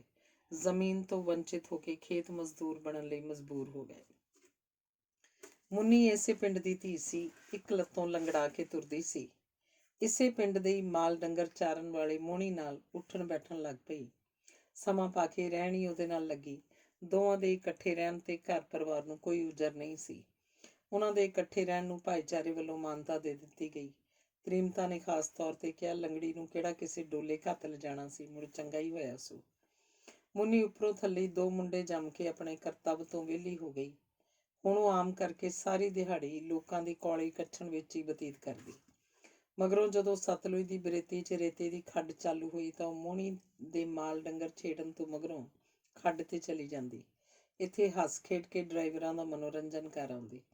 ਡਰਾਈਵਰ ਖੁੱਲ੍ਹ ਕੇ ਠਰਕ ਭੋਰਦੇ ਤੇ ਆਪਣਾ ਟਰੈਕਟਰ ਟਿੱਪਰ ਲੋਡ ਹੋਣ ਤੱਕ ਮੁੰਨੀ ਆਸਰੇ ਧੁੱਪ ਛਾਂ ਦੀ ਪਰਵਾਹ ਨਾ ਕਰਦੇ। ਮੁੰਨੀ ਇਹ ਸਭ ਕੁਝ ਮਿੱਥ ਕੇ ਨਹੀਂ ਸੀ ਕਰਦੀ, ਉਹ ਸੁਭਾਅ ਤੋਂ ਹੀ ਨਿਸ਼ੰਗ ਸੀ। ਮੋਹਣੀ ਵੀ ਕਦੇ ਉਹਨੂੰ ਉੱਪਰੇ ਬੰਦੇ ਨਾਲ ਗੱਲਾਂ ਕਰਨੋਂ ਵਰਜਦਾ ਨਹੀਂ ਸੀ। ਦਿਨ ਢਲੇ ਜਦ ਮੋਹਣੀ ਝੱਲ ਵਿੱਚੋਂ ਡੰਗਰ ਲੈ ਕੇ ਮੁੜਦਾ ਤਾਂ ਆਮ ਕਰਕੇ ਸ਼ਰਾਬ ਨਾਲ ਰੱਜਿਆ ਹੁੰਦਾ। ਮੁੰਨੀ ਵੀ ਨਾਲ ਹੀ ਦਰਿਆ ਤੋਂ ਮੁੜ ਪੈਂਦੀ ਸੀ। ਪਹਿਲਾਂ ਪਹਿਲ ਮੋਹਣੀ ਮਾਲ ਡੰਗਰ ਛਿੜਨ ਸਮੇਂ ਕੁਝ ਹੋਰ ਹੁੰਦਾ ਸੀ ਤੇ ਵਾਪਸੀ ਸਮੇਂ ਹੋਰ ਦਾ ਹੋਰ। ਸਮਾਂ ਪਾ ਕੇ ਫਰਕ ਵੀ ਮਿਟ ਗਿਆ। ਮਾਲ ਡੰਗਰ ਛੇੜਨ ਸਮੇਂ ਵੀ ਉਹ ਦਾਰੂ ਪੀ ਲੈਂਦਾ ਸੀ ਤੇ ਦਾਰੂ ਆਮ ਸੀ। ਦਰਿਆ ਤੇ ਭੱਠੀਆਂ ਲੱਗੀਆਂ ਰਹਿੰਦੀਆਂ ਸਨ ਤੇ ਮੋਹਣੀ ਸਵੇਰ ਸ਼ਾਮ ਦਾਰੂ ਨਾਲ ਡੱਕਿਆ ਰਹਿੰਦਾ ਸੀ। ਮੁੰਨੀ ਵੀ ਉਹਨੂੰ ਪੀਣੋਂ ਰੋਕਦੀ ਨਹੀਂ ਸੀ। ਉਹ ਤਾਂ ਸਗੋਂ ਆਪ ਵੀ ਗਲਾਸੀ ਚਾੜ ਲਿਆ ਕਰਦੀ ਸੀ। ਮੁੰਨੀ ਮੋਹਣੀ ਦਾ ਪ੍ਰਸੰਗ ਚੇਤੇ ਕਰਦਿਆਂ ਮੇਰਾ ਮਨ ਆਪ ਮੁਹਾਰੇ ਕਹਿ ਉੱਠਿਆ, ਵਾਹ ਕਿਆ ਸੀ ਜੀਵਨ ਸ਼ੈਲੀ। ਮੈਂ ਆਪਣੇ ਚੇਤੇ ਨੂੰ ਇੱਥੇ ਹੀ ਵਿਰਾਮ ਦੇਣ ਦੀ ਕੋਸ਼ਿਸ਼ ਕੀਤੀ। ਆਪਣੀ ਸੋਚਾਂ ਦੀ ਦਿਸ਼ਾ ਬਦਲਣ ਦਾ ਯਤਨ ਕੀਤਾ। ਇੱਛਾ ਹੋਈ ਕਿ ਛੇਤੀ ਤੋਂ ਛੇਤੀ ਸੁਖ ਦਿਆਲ ਮੋਟਰ ਤੇ ਆ ਜਾਵੇ। ਚਾਹ ਤਾਂ ਉਹ ਲੈ ਹੀ ਆਏਗਾ, ਚਿੱਤ ਨੂੰ ਕੁਝ ਕਰਾਰ ਆਏਗਾ, ਪਰ ਬੰਦਾ ਇਕੱਲਾ ਹੋਵੇ ਤਾਂ ਸੋਚਾਂ ਉੱਪਰ ਕਿਹੜਾ ਕਾਬੂ ਰਹਿੰਦਾ ਹੈ। ਇਹ ਤਾਂ ਇਉਂ ਬੇਕਾਬੂ ਹੋ ਜਾਂਦੀਆਂ ਜਿਵੇਂ ਜਿਉਂਦੀ ਮੱਛੀ ਹੱਥਾਂ 'ਚੋਂ ਤਿਲਕ ਤਿਲਕ ਜਾਂਦੀ ਹੈ। ਬੜਾ ਕਰੂਰ ਸੱਚ ਸੀ ਜਿਸ ਤੋਂ ਮੈਂ ਉਰੇ ਪਰੇ ਹੋਣ ਦੀ ਕੋਸ਼ਿਸ਼ ਕਰ ਰਿਹਾ ਸਾਂ, ਤੇ ਸੱਚ ਸੀ ਮੋਹਣੀ ਦਾ ਅੰਤ। ਇੱਕ ਦਿਨ ਆਥਣ ਨੂੰ ਮਾਲ ਡੰਗਰ ਪਰਤ ਆਇਆ, ਪਰ ਮੋਹਣੀ ਦੀ ਥਾਂ ਮੋਹਣੀ ਦੇ ਮਰਨ ਦੀ ਖਬਰ ਆਈ। ਪਿੰਡ ਵਾਲੇ ਵਾਹੋ ਦਾਈ ਦਰਿਆ ਵੱਲ ਨੱਠ ਤੁਰੇ। ਮੁੰਨੀ ਦੁਹੱਥੜਾ ਮਾਰਦੀ ਜਾਂਦੀ ਸੀ। ਲੰਗੜੀ ਸੀ, ਭੀੜ ਪਿੱਛੇ ਰਹਿ ਗਈ ਸੀ। ਭਾਣਾ ਇਉਂ ਵਾਪਰਿਆ ਸੀ। ਦੂਸਰੇ ਮਾਲ ਡੰਗਰ ਚਾਰਨ ਵਾਲਿਆਂ ਨੇ ਦੱਸਿਆ ਸੀ ਮੋਹਣੀ ਨੇ ਵਾਹਵਾ ਪੀ ਰੱਖੀ ਸੀ। ਅੱਖਾਂ ਲਾਲ ਸੁਰਖ ਸਨ। ਉਹ ਮਾਲ ਵਿਚਲੇ ਸਾਨ ਦੀਆਂ ਅੱਖਾਂ 'ਚ ਅੱਖਾਂ ਪਾ ਕੇ ਮੁੜ ਮੁੜ ਲਲਕਾਰ ਰਿਹਾ ਸੀ। ਸਾਨ ਭੁੱਤਰ ਗਿਆ। ਦੋਵੇਂ ਭਿੜ ਗਏ। ਸਾਨ ਦੀ ਇੱਕੋ ਟੱਕਰ ਨਾਲ ਹੀ ਮੋਹਣੀ ਧਰਤੀ ਤੇ ਚੁਫਾਲ ਜਾ ਡਿੱਗਾ ਤੇ ਥਾਂਏ ਦਮ ਤੋੜ ਗਿਆ। ਸੁਣ ਕੇ ਬਜ਼ੁਰਗਾਂ ਕਿਹਾ, ਜਿਹੜਾ ਆਪ ਕਾਲ ਨਾਲ ਅੱਖਾਂ ਚੰਮ ਲਾਊ, ਉਹ ਕਾਲ ਤੋਂ ਭਲਾ ਕਿਵੇਂ ਬਚ ਜੂ। ਮੋਹਣੀ ਨੇ ਮਰਨਾ ਹੀ ਸੀ, ਸਾਨ ਨੂੰ ਨਹੀਂ। ਉਹ ਤਾਂ ਆਪਣੀ ਮੌਤ ਨੂੰ ਲਲਕਾਰ ਰਿਹਾ ਸੀ। ਮੋਹਣੀ ਦੇ ਮਰਨ ਮਗਰੋਂ ਮੁੰਨੀ ਦੀ ਜ਼ਿੰਦਗੀ ਲੀਹੋਂ ਲੈ ਗਈ ਸੀ। ਉਹ ਆਪਣੇ ਮੁੰਡਿਆਂ ਦਾ ਜ਼ਿਆਦਾ ਹੀ ਖਿਆਲ ਰੱਖਣ ਲੱਗ ਪਈ, ਜਿਨ੍ਹਾਂ 'ਚੋਂ ਵੱਡਾ ਅਜੇ ਸਕੂਲ ਟਿਕਿਆ ਹੋਇਆ ਸੀ। ਜਿਹੜੀਆਂ ਜਮਾਤਾਂ ਦੇ ਨਤੀਜੇ ਸਕੂਲ ਦੇ ਸਥਾਨਕ ਅਧਿਆਪਕਾਂ ਦੇ ਹੱਥ ਹੁੰਦੇ ਸਨ, ਉਹ ਜਮਾਤਾਂ ਪਾਸ ਕਰੀ ਜਾ ਰਿਹਾ ਸੀ। ਉਂਝ ਅਧਿਆਪਕਾਂ ਮੁਤਾਬਕ ਪੜ੍ਹਾਈ 'ਚੋਂ ਨਲਾਇਕ ਸੀ। ਮੁੰਨੀ ਦੇ ਮੂੰਹ ਨੂੰ ਸਭ ਕੁਝ ਹੋ ਰਿਹਾ ਸੀ। ਮੁੰਨੀ ਵੇਲੇ ਕੁ ਵੇਲੇ ਮਾਸਟਰਾਂ ਵੱਲ ਚੱਕਰ 'ਚੋਂ ਕੱਢ ਆਉਂਦੀ ਸੀ। ਛੋਟੇ ਮੁੰਡੇ ਦਾ ਰਿਪੋਰਟ ਕਾਰਡ ਖਤਰਨਾਕ ਸੀ। ਉਹ ਤਸਕਰਾਂ ਦੇ ਹੱਥੀਂ ਚੜ੍ਹ ਗਿਆ ਸੀ। ਪਹਿਲਾਂ ਭੁੱਕੀ ਦਾ ਸੇਵਨ ਕਰਨ ਲੱਗਾ ਸੀ, ਫਿਰ ਭੁੱਕੀ ਵੇਚਣ ਲਾ ਦਿੱਤਾ ਗਿਆ ਸੀ। ਹੁਣ ਮਰਨ ਤੱਕ ਨਸ਼ਿਆਂ ਦਾ ਨਵਾਂ ਦੌਰ ਉਹਨੂੰ ਪੂਰੀ ਤਰ੍ਹਾਂ ਲਪੇਟ 'ਚ ਲੈ ਚੁੱਕਾ ਸੀ। ਚਿੱਟਾ ਰੱਖਣਾ, ਚੁੱਕਣਾ ਤੇ ਵੇਚਣਾ ਸੌਖਾ ਸੀ। ਚਿੱਟੇ ਨੇ ਉਹਦੇ ਕਿਰਦਾਰ ਨੂੰ ਭੰਬੀਰੀ ਵਾਂਗ ਘੁਮਾ ਦਿੱਤਾ। ਮੁੰਨੀ ਦੇਖਦੀ ਤਾਂ ਉਹਨੂੰ ਲੱਗਦਾ ਜਿਵੇਂ ਉਹ ਕਿਸੇ ਹੋਰ ਹੀ ਸੰਸਾਰ 'ਚ ਪਹੁੰਚ ਗਈ ਹੈ, ਜਿੱਥੇ ਭੂਤਾਂ ਚੜੇਲਾਂ ਦੀ ਕੁਰਲਾਹਟ ਹੈ। ਕੁਝ ਵੀ ਨਾ ਕਰ ਸਕਣ ਦੀ ਬੇਬਸੀ ਨੇ ਉਹਦਾ ਤੋਰਾ ਫੇਰਾ ਕਾਫੀ ਘਟਾ ਦਿੱਤਾ ਸੀ।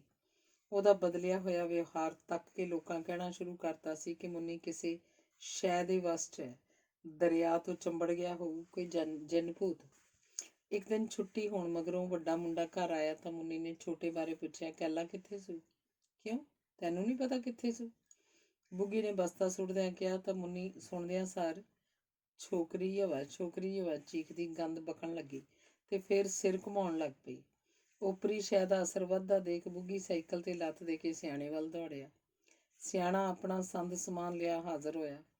ਛੰਨ ਦੇ ਵਿਹੜੇ 'ਚ ਧੂਣਾ ਧੁਖਾ ਵਿੱਚ ਸਮੱਗਰੀ ਉਲੱਦ ਦਿੱਤੀ। ਚਿਮਟਾ ਉੱਚੀ ਸੁਰ 'ਚ ਖੜਕਾ ਦਿੱਤਾ। ਮੁੰਨੀ ਹੁਣ ਪੂਰੀ ਲੋਰ 'ਚ ਆ ਕੇ ਖੇਡਣ ਲੱਗੀ। ਆਪਣਾ ਆਪ ਬੁਰੀ ਤਰ੍ਹਾਂ ਕੋਹ ਲਿਆ ਸੀ ਉਹਨੇ। ਗੈਬੀ ਘਟਨਾ ਨੂੰ ਦੇਖਣ ਲਈ ਸਾਰਾ ਪਿੰਡ ਇਕੱਠਾ ਹੋ ਗਿਆ। ਸਿਆਣੇ ਨੇ ਮੁੰਨੀ ਵਿਚਲੀ ਓਪਰੀ ਸ਼ੈ ਨੂੰ ਮੁੜ ਮੁੜ ਵੰਗਾਰਿਆ। ਕੁੱਟ ਦੀ ਧਮਕੀ ਦੇ ਕੇ ਮੁੰਨੀ ਦਾ ਖਹਿੜਾ ਛੱਡਣ ਲਈ ਆਖਿਆ ਤੇ ਪੁੱਛਿਆ, ਕੌਣ ਹੈ ਤੂੰ? ਜਿਹਦੇ ਜਵਾਬ 'ਚ ਮੁੰਨੀ ਦੀ ਚਿਲਕਦੀ ਜਿਹੀ ਆਵਾਜ਼ ਆਈ, ਭਗਵਾਨ ਸ਼ਾਹ। ਆਪਣੀ ਜਿੱਤ ਦੇ ਭਾਵ ਨੂੰ ਆਪਣੇ ਹਾਸੇ ਰਾਹੀਂ ਪ੍ਰਗਟਾਉਂਦਾ ਸਿਆਣਾ ਸਾਰੇ ਪਿੰਡ ਨੂੰ ਉੱਚੀ ਆਵਾਜ਼ 'ਚ ਸੁਣਾਉਂਦਾ ਬੋਲਿਆ, ਅੱਛਾ ਪੀਰ ਭਗਵਾਨ ਸ਼ਾਹ। ਪੀਰ ਜੀ ਛੱਡ ਦਿਓ ਮੁੰਨੀ ਦਾ ਖਹਿੜਾ, ਬਣਾ ਦਿਆਂਗੇ ਜਗ੍ਹਾ ਤੇਰੀ। ਹਾਂ ਇੱਥੇ ਹੀ ਜਿੱਥੇ ਮੁੰਨੀ ਨੇ ਸਿਰ ਰੱਖਿਆ। ਹਾਂ ਖਲਕਤ ਵੀ ਸਿਰ ਰੱਖਿਆ ਕਰੇਗੀ। ਮੁੰਨੀ ਨੇ ਕੇਵਲ ਭਗਵਾਨ ਸ਼ਾਹ ਕਿਹਾ ਸੀ। ਸਿਆਣੇ ਨੇ ਪੀਰ ਦਾ ਵਾਧਾ ਕੋਲੋਂ ਜੋੜ ਲਿਆ। ਉਹ ਓਪਰੀ ਸ਼ਾਇਦ ਚੀਜ਼ ਹੀ ਕੀ ਹੋਈ ਜਿਹਦੇ ਅੱਗੇ ਪੀਰ ਫਕੀਰ ਦਾ ਵਿਸ਼ੇਸ਼ਣ ਨਾ ਜੁੜਿਆ ਹੋਵੇ। ਮੁੰਨੀ ਦੇ ਕਿਸੇ ਖਾਸ ਥਾਂ ਤੇ ਸਿਰ ਰੱਖਣ ਦੀ ਗੱਲ ਵੀ ਸਿਆਣੇ ਨੇ ਆਪ ਹੀ ਜੋੜੀ ਸੀ, ਲੋਕਾਂ ਨੂੰ ਇਹ ਜਚਾਉਣ ਲਈ ਕਿ ਕਿਸੇ ਪੀਰ ਫਕੀਰ ਦੀ ਜਗ੍ਹਾ ਲੱਭ ਲਈ ਗਈ ਹੈ। ਅਸਲ 'ਚ ਤਾਂ ਮੁੰਨੀ ਖੇਡਦੀ ਖੇਡਦੀ ਨਿਢਾਲ ਹੋ ਕੇ ਇਸ ਥਾਂ ਮੂੰਹ ਦੇ ਮੂੰਹ ਡਿੱਗ ਪਈ ਸੀ। ਮਹਿਜ਼ ਸਬੱਬ ਸੀ ਕਿ ਇਸ ਥਾਂ ਉਹਦਾ ਮੱਥਾ ਜਾ ਟਿਕਿਆ ਸੀ, ਜਿਹਦੇ ਆਲੇ ਦੁਆਲੇ ਸਿਆਣੇ ਨੇ ਆਪਣੇ ਚਿਮਟੇ ਨਾਲ ਦਾਇਰਾ ਜਿਹਾ ਖਿੱਚ ਦਿੱਤਾ ਸੀ। 2-3 ਔਰਤਾਂ ਮੁੰਨੀ ਨੂੰ ਸੰਭਾਲ ਕੇ ਅੰਦਰ ਛੰਨ 'ਚ ਲੈ ਗਈਆਂ। ਸਿਆਣਾ ਆਪਣਾ ਕੌਤਕ ਦਿਖਾਉਣ ਮਗਰੋਂ ਪਿੰਡ ਦੇ ਕੁਝ ਮੋਹਤਬਰ ਬੰਦਿਆਂ ਨਾਲ ਜਗ੍ਹਾ ਦੀ ਉਸਾਰੀ ਦੀ ਤਜਵੀਜ਼ ਉੱਪਰ ਚਰਚਾ ਕਰਨ ਲੱਗਾ। ਪਿੰਡ ਤੇ ਕੋਈ ਕਹਿਰ ਨਾ ਝੁੱਲ ਜਾਏ, ਇਸ ਡਰ ਨਾਲ ਤਜਵੀਜ਼ ਨੂੰ ਅਮਲੀ ਰੂਪ ਤੇਜ਼ੀ ਨਾਲ ਦੇਣ ਦੀ ਸਲਾਹ ਬਣੀ।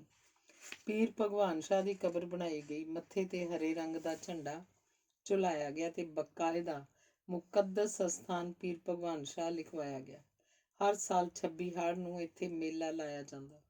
ਛਿੰਝ ਪੈਂਦੀ, ਦੁਕਾਨਾਂ ਲੱਗਦੀਆਂ, ਮਿੱਠੇ ਚੌਲਾਂ ਦੀ ਦੇਗ ਵਰਤਾਈ ਜਾਂਦੀ। ਪੀਰ ਦੀ ਮਜ਼ਾਰ ਤੇ ਮੇਲਾ ਭਰਦਿਆਂ ਕਈ ਸਾਲ ਹੋ ਗਏ ਸਨ। ਕੌਤਕੀ ਸਿਆਣਾ ਮਜ਼ਾਰ ਦਾ ਮਜੌਰ ਬਣ ਗਿਆ ਸੀ। ਦਿਨੇ ਸਾਰਾ ਦਿਨ ਉਹ ਆਮ ਕਰਕੇ ਚਿਲਮ ਪੀਂਦਾ ਰਹਿੰਦਾ ਸੀ। ਵੀਰਵਾਰ ਵਾਲੇ ਦਿਨ ਉਹ ਚੌਂਕੀ ਲਾਉਂਦਾ ਸੀ। ਪੁੱਛਾਂ ਦੇਣ 'ਚ ਮੁੰਨੀ ਉਹਦੀ ਮਦਦ ਕਰਦੀ ਸੀ। ਚੜਾਵਾ ਚੜਨ ਲੱਗ ਪਿਆ ਸੀ। ਮਜੌਰ ਦਾ ਵੀ ਤੇ ਮੁੰਨੀ ਦਾ ਵੀ ਗੁਜ਼ਾਰਾ ਜਰਾ ਸੌਖਾ ਹੋ ਗਿਆ ਸੀ। ਸਿਆਣਾ ਛੜਾ ਛਾਂਟ ਸੀ। ਮੁੰਨੀ ਦੀ ਛੰਨ ਨਾਲ ਉਹਨੇ ਆਪਣੀ ਕੁੱਲੀ ਛੱਤ ਲਈ ਤੇ ਪੱਕਾ ਹੀ ਇੱਥੇ ਰਹਿਣ ਲੱਗ ਪਿਆ ਸੀ। ਮੁੰਨੀ ਦਾ ਵੱਡਾ ਮੁੰਡਾ ਅਲੱਗ ਰਹਿਣ ਲੱਗ ਗਿਆ ਸੀ। ਉਹਨੇ ਜੁਗਾੜ ਕਰਕੇ ਪਿੰਡ ਵਿੱਚ ਹੀ ਲੂਣ ਤੇਲ ਦੀ ਹੱਟੀ ਪਾ ਲਈ ਸੀ। ਬੇਟ ਦੇ ਪਿੰਡ ਵਿੱਚੋਂ ਹੀ ਮੁੰਨੀ ਨੇ ਉਹਨੂੰ ਵਿਆਹ ਕੇ ਰੰਨ ਲਿਆਤੀ ਸੀ। ਛੋਟੇ ਮੁੰਡੇ ਕੈਲੇ ਨੇ ਭੁੱਕੀ ਤੋਂ ਸ਼ੁਰੂ ਕੀਤਾ, ਆਪਣਾ ਸਫ਼ਰ ਚਿੱਟੇ ਤੇ ਪਹੁੰਚ ਕੇ ਸਮਾਪਤ ਕਰ ਲਿਆ ਸੀ। ਅੱਜ ਉਹਦਾ ਸੰਸਕਾਰ ਸੀ। ਮੁੰਨੀ ਗੁਜ਼ਰੀ ਤਾਂ ਸਿਆਣੇ ਮਜੌਰ ਨੇ ਉਹਦੀ ਕਬਰ ਦੇ ਨਾਲ ਹੀ ਬਣਵਾ ਦਿੱਤੀ। ਉੱਪਰ ਖੁਦਵਾ ਦਿੱਤਾ ਬੀਬੀ ਮੁੰਨੀ ਫਾਤਿਮਾ। ਖੁਦਵਾਏ ਅੱਖਰਾਂ 'ਚ ਹਰਾ ਰੰਗ ਭਰਵਾ ਦਿੱਤਾ ਤੇ ਕਬਰ ਉੱਪਰ ਸੁਨਹਿਰੀ ਕਿਨਾਰੀ ਵਾਲਾ ਹਰਾ ਝੰਡਾ ਵੀ ਚੜਾ ਦਿੱਤਾ। ਸੰਸਕਾਰ ਮਗਰੋਂ ਸੁਖਦਿਆਲ ਕੋਠੀ ਤੇ ਆਇਆ ਤਾਂ ਜਾ ਕੇ ਮੇਰੀ ਸੋਚਾਂ ਦੀ ਲੜੀ ਟੁੱਟੀ। ਉਹਨੇ ਚਾਹ ਵਾਲਾ ਡੋਲ ਤੇ 2 ਕੱਚ ਦੇ ਗਲਾਸ ਇੱਟਾਂ ਨਾਲ ਬਣੀ ਮੇਜ਼ਨੁਮਾ ਥੜੀ ਉੱਪਰ ਟਕਾਏ। ਗਲਾਸਾਂ 'ਚ ਚਾਹ ਪਾ ਰਿਹਾ ਸੀ ਤਾਂ ਮੈਂ ਸੁਭਾਵਕ ਹੀ ਪੁੱਛਿਆ, ਸੁਖਦਿਆਲ, ਪਤਾ ਹੈ ਭਗਵਾਨ ਕੌਣ ਸੀ? ਕੋਈ ਪੀਰ ਫਕੀਰ ਹੋਣਾ ਹੈ ਸਰ, ਹੋਰ ਕੌਣ? ਨਹੀਂ ਸੁਖਦਿਆਲ, ਭਗਵਾਨ ਕਈ ਸਾਲ ਪਹਿਲਾਂ ਹੋਇਆ। ਇੱਕ ਬੰਦਾ ਤੇਰੇ ਜੰਮਣ ਤੋਂ ਵੀ ਬਹੁਤ ਪਹਿਲਾਂ ਇੱਥੇ ਨਾਲ ਦੇ ਪਿੰਡ ਅਲੀਪੁਰ ਉਹਦੀ ਹੱਟੀ ਹੁੰਦੀ ਸੀ। ਹੱਟੀ ਤਾਂ ਐਵੇਂ ਦਿਖਾਵੇ ਲਈ ਸੀ, ਅਸਲ 'ਚ ਉਹ ਰਸਕਟ ਗੁੜ ਦਾ ਸਪਲਾਇਰ ਸੀ। 10-12 ਗਧੀਆਂ ਦੀਆਂ ਖੁਰਜੀਆਂ ਵਿੱਚ ਦਰਿਆ ਪਾਰੋਂ ਖਰਾਬ ਹੋਇਆ ਸਸਤੇ ਭਾਅ ਦਾ ਗੁੜ ਢਗਾਰੇ ਤਲਵਣ ਵੱਲੋਂ ਲੈ ਆਉਂਦਾ ਸੀ। ਤੁਹਾਡੇ ਪਿੰਡ ਦੇ ਪਤਨੋਂ ਹੀ ਗਧੀਆਂ ਆਰ ਪਾਰ ਆਉਂਦੀਆਂ। ਨਿਆਣੇ ਉਹਦਾ ਕਾਰਵਾਂ ਦੇਖਣ ਵਾਲਿਆਂ ਵਿੱਚ ਮੁੰਨੀ ਵੀ ਜ਼ਰੂਰ ਹੁੰਦੀ ਹੋਏਗੀ। ਇਸ ਭਗਵਾਨ ਦੀ ਬਦੌਲਤ ਹੀ ਬੇਟ ਦੇ ਇਹਨਾਂ ਪਿੰਡਾਂ 'ਚ ਹਰ ਪਾਸੇ ਸ਼ਰਾਬ ਦੀਆਂ ਭੱਠੀਆਂ ਲੱਗਦੀਆਂ। ਲੋਕ ਦਾਰੂ ਵੇਚਦੇ, ਪੀਂਦੇ, ਜ਼ਿੰਦਗੀਆਂ ਗਾਲਦੇ, ਪੁਲਿਸ ਦੇ ਛਾਪੇ ਵੱਜਦੇ, ਖੱਜਲ ਖੁਆਰ ਹੁੰਦੇ ਤੇ ਫਿਰ ਭਗਵਾਨਾਂ ਤਾਂ ਇੱਕ ਦਿਨ ਦਰਿਆ ਵਿੱਚ ਡੁੱਬ ਮੋਇਆ। ਪਰ ਰਾਏ ਸਿੱਖਾਂ ਦੀ ਇੱਕ ਪੂਰੀ ਪੀੜ੍ਹੀ ਦੀ ਬਲੀ ਲੈ ਗਿਆ। ਮੁੰਨੀ ਦੇ ਮਨ ਅੰਦਰ ਉਸ ਸ਼ਖਸ ਦੀ ਛਾਪ ਹੋਏਗੀ ਜੋ ਉਹਨੇ ਸੁਤੇ ਸਿੱਧੀ ਭਗਵਾਨੇ ਦਾ ਨਾਮ ਮੂੰਹੋਂ ਕੱਢਤਾ। ਸਿਆਣੇ ਨੇ ਆਪਣੀ ਸਿਆਣਪ ਨਾਲ ਆਪਣੀ ਕਾਰੀਗਰੀ ਕਰ ਵਿਖਾਈ। ਚਾਹ ਸੰਗੋਂ ਬੜੀ ਮੁਸ਼ਕਲ ਨਾਲ ਹੀ ਲੰਘ ਰਹੀ ਸੀ। ਸਾਹਮਣੇ ਪੀੜ੍ਹੀਆਂ ਦੇ ਘਾਣ ਦਾ ਦ੍ਰਿਸ਼ ਦਿਸ ਰਿਹਾ ਸੀ। ਮੇਰੀ ਸੋਚ ਕਾਲ ਕਲਾਂਤਰ ਤੋਂ ਪਾਰ ਪਰਤਦੀ ਹੋਈ ਕੈਲੇ ਦੀ ਚਿੱਟੇ ਨਾਲ ਹੋਈ ਮੌਤ ਉੱਪਰ ਪਰਤੀ ਸੀ ਕਿ ਸੁਖਦਿਆਲ ਵੀ ਬੋਲ ਉੱਠਿਆ, ਇਹੋ ਕੁਝ ਤਾਂ ਹੁਣ ਹੋ ਹੀ ਜਾ ਰਿਹਾ ਸਰ। ਸਰਕਾਰੀ ਗੱਡੀਆਂ 'ਚ ਘੁੰਮਦੇ ਫਿਰਦੇ ਆ ਚਿੱਟੇ ਦੇ ਤਸਕਰ। ਸਾਰਾ ਪਿੰਡ ਚਿੱਟੇ ਤੇ ਲਾ ਦਿੱਤਾ ਇਹਨਾਂ, ਤੀਵੀਆਂ ਵੀ ਨਹੀਂ ਛੱਡੀਆਂ। ਬਿਲਕੁਲ ਠੀਕ ਕਿਹਾ ਤੂੰ ਸੁਖਦਿਆਲ। ਤੇ ਇਹੋ ਜੋ ਸਰਕਾਰੀ ਗੱਡੀਆਂ 'ਚ ਘੁੰਮਦੇ ਫਿਰਦੇ ਆ ਲੋਕਾਂ ਦੇ ਚੇਤਿਆਂ 'ਚ ਅਟਕ ਜਾਣਗੇ ਤੇ ਫਿਰ ਹੋਰ ਕੋਈ ਮੁੰਨੀ ਵਰਗੀ ਇਹਨਾਂ ਦੀਆਂ ਯਾਦਗਾਰਾਂ ਬਣਾਉਣ ਦਾ ਰਾਹ ਪੱਧਰਾ ਕਰੇਗੀ। ਮੈਂ ਭਰੇ ਮਨ ਨਾਲ ਪਿੰਡੋਂ ਵਾਪਸ ਮੁੜਿਆ। ਮੁੜਦਿਆਂ ਮੇਰੇ ਮਨ ਦੇ ਚਿੱਤਰਪਟ ਉੱਪਰ ਇੱਕ ਤਸਵੀਰ ਮੱਲੋ ਮੱਲੀ ਉੱਭਰਦੀ ਆ ਰਹੀ ਸੀ। ਕਿਸੇ ਖਾਨਦਾਨੀ ਸਰਦਾਰ ਦੀ ਸਮਾਧ ਉਸਰੀ ਹੋਈ ਸੀ। ਪੁੰਨਿਆ ਮਸਿਆ ਸਮਾਧ ਤੇ ਸੰਗਤ ਜੁੜਦੀ ਸੀ, ਕੀਰਤਨ ਹੁੰਦਾ ਸੀ, ਪ੍ਰਸ਼ਾਦਾ ਪਾਣੀ ਸੰਗਤ ਨੂੰ ਅਟੁੱਟ ਵਰਤਾਇਆ ਜਾਂਦਾ ਸੀ। ਕੀਰਤਨੀਏ ਕੀਰਤਨ ਕਰਦੇ, ਢਾਡੀ ਵਾਰਾਂ ਗਾਉਂਦੇ, ਗੱਤਕੇ ਦੇ ਜ਼ੋਰ ਦਿਖਾਏ ਜਾਂਦੇ, ਜੈਕਾਰੇ ਛੱਡੇ ਜਾਂਦੇ, ਦੁਕਾਨਾਂ ਸਜਦੀਆਂ। ਇਹ ਸਮਾਧ ਸਰਕਾਰੀ ਗੱਡੀਆਂ 'ਚ ਚਿੱਟਾ ਸਪਲਾਈ ਲਈ ਨਾਮਣਾ ਖੱਟਣ ਵਾਲੇ ਇੱਕ ਸਰਦਾਰ ਦੀ ਸੀ। ਸਾਰਾ ਦ੍ਰਿਸ਼ ਪੀਰ ਭਗਵਾਨ ਸ਼ਾਹ ਦੇ ਮਜ਼ਾਰ ਤੇ 26 ਹਾੜ ਨੂੰ ਲੱਗਣ ਵਾਲੇ ਮੇਲੇ ਨਾਲ ਕਿੰਨਾ ਮਿਲਦਾ ਜੁਲਦਾ ਸੀ। ਧੰਨਵਾਦ। ਅਗਲੀ ਕਹਾਣੀ ਹੈ, ਉੱਥੇ ਵੀ ਹੋਊ ਕੋਈ ਜਗਤਾਰ ਸਿਉ। ਸਾਡੇ ਛੋਟੇ ਬਾਲਾਂ ਲਈ ਸਕੂਲ ਇੱਕ ਤਰ੍ਹਾਂ ਦਾ ਠਾਣਾ ਹੀ ਸੀ। ਪਿੰਡੋਂ ਬਾਰ-ਬਾਰ ਕਬਰਾਂ ਕੋਲ ਉਸਰਿਆ ਹੋਇਆ ਇਹ ਸਕੂਲ ਸਾਡੇ ਲਈ ਕਬਰਾਂ ਵਾਂਗ ਹੀ ਆਤੰਕ ਦਾ ਪ੍ਰਤੀਕ ਸੀ। 47 ਦੇ ਉਜਾੜੇ ਮਗਰੋਂ ਕਬਰਾਂ ਦਾ ਕੋਈ ਵਾਰਸ ਨਹੀਂ ਸੀ ਰਿਹਾ, ਇਸ ਲਈ ਇਸ ਜਗ੍ਹਾ ਉੱਪਰ ਸੰਘਣੇ ਬੂਝੇ ਤੇ ਝਾੜੀਆਂ ਵੱਧ ਫੁੱਲ ਗਈਆਂ ਸਨ, ਜਿਨ੍ਹਾਂ ਨੇ ਮਾਹੌਲ ਨੂੰ ਕਾਫੀ ਖੌਫਜ਼ਦਾ ਬਣਾ ਰੱਖਿਆ ਸੀ। ਕਬਰਾਂ ਵਾਲੀ ਜਗ੍ਹਾ ਤੇ ਭੂਤਾਂ ਪ੍ਰੇਤਾਂ ਦੇ ਵਾਸੇ ਬਾਰੇ ਪਿੰਡ ਦੇ ਲਗਭਗ ਸਾਰੇ ਸਿਆਣੇ ਸਮਝੇ ਜਾਂਦੇ ਲੋਕ ਇਕਮਤ ਸਨ। ਇੱਧਰ ਅਸੀਂ ਨਿਆਣੇ ਇਸ ਗੱਲ ਤੇ ਇਕਮਤ ਸਾਂ ਕਿ ਸਕੂਲ ਦੇ ਮਾਸਟਰਨੀਆਂ ਭੂਤਾਂ ਪ੍ਰੇਤਾਂ ਤੋਂ ਕਿਸੇ ਵੀ ਤਰ੍ਹਾਂ ਘੱਟ ਨਹੀਂ ਸਨ। ਉਹਨਾਂ ਦੇ ਨਾਂ ਤਾਂ ਭੂਤਾਂ ਪ੍ਰੇਤਾਂ ਵਰਗਾ ਹੀ ਉਹਦੇ ਨਾਂ ਤੋਂ ਭੂਤਾਂ ਪ੍ਰੇਤਾਂ ਵਰਗਾ ਹੀ ਖੌਫ ਆਉਂਦਾ ਸੀ। ਅਸੀਂ ਕੋਸ਼ਿਸ਼ ਕਰਦੇ ਸਾਂ ਕਿ ਉਹ ਸਾਡੀ ਸੋਚ ਤੋਂ ਪਰੇ ਹੀ ਰਹਿਣ ਤਾਂ ਚੰਗਾ ਹੈ। ਇਸ ਲਈ ਜਦੋਂ ਸਾਰੀ ਛੁੱਟੀ ਦੀ ਘੰਟੀ ਵੱਜਦੀ ਤਾਂ ਸਾਨੂੰ ਅਥਾਹ ਖੁਸ਼ੀ ਹੁੰਦੀ। ਅਸੀਂ ਰੌਲਾ ਪਾਉਂਦੇ, ਕਿਲਕਾਰੀਆਂ ਮਾਰਦੇ, ਧੂੜਾਂ ਪੱਟਦੇ, ਘਰਾਂ ਨੂੰ ਨੱਠ ਪੈਂਦੇ। ਠਾਣੇ ਦੋ ਕਾਰਨਾਂ ਕਰਕੇ ਭੈਭੀਤ ਕਰਦੇ ਹਨ। ਇੱਕ ਤਾਂ ਇੱਥੇ ਬੰਦੇ ਨੂੰ ਜ਼ਬਰਦਸਤੀ ਚੁੱਕ ਕੇ ਲਿਆਂਦਾ ਜਾਂਦਾ ਹੈ, ਦੂਜਾ ਉਹਨਾਂ ਤੇ ਬੇਰਹਿਮੀ ਨਾਲ ਕੁਟਾਪਾ ਚਾੜਿਆ ਜਾਂਦਾ ਹੈ। ਠਾਣੇ 'ਚ ਬੰਦੇ ਨਾਲ ਉਹ ਕੁਝ ਕੀਤਾ ਜਾਂਦਾ ਹੈ ਕਿ ਉਹਦਾ ਨਾਗਰਿਕ ਪ੍ਰਸ਼ਾਸਨ 'ਚੋਂ ਪੱਕੇ ਤੌਰ 'ਤੇ ਮੋਹ ਭੰਗ ਹੋ ਜਾਂਦਾ ਹੈ।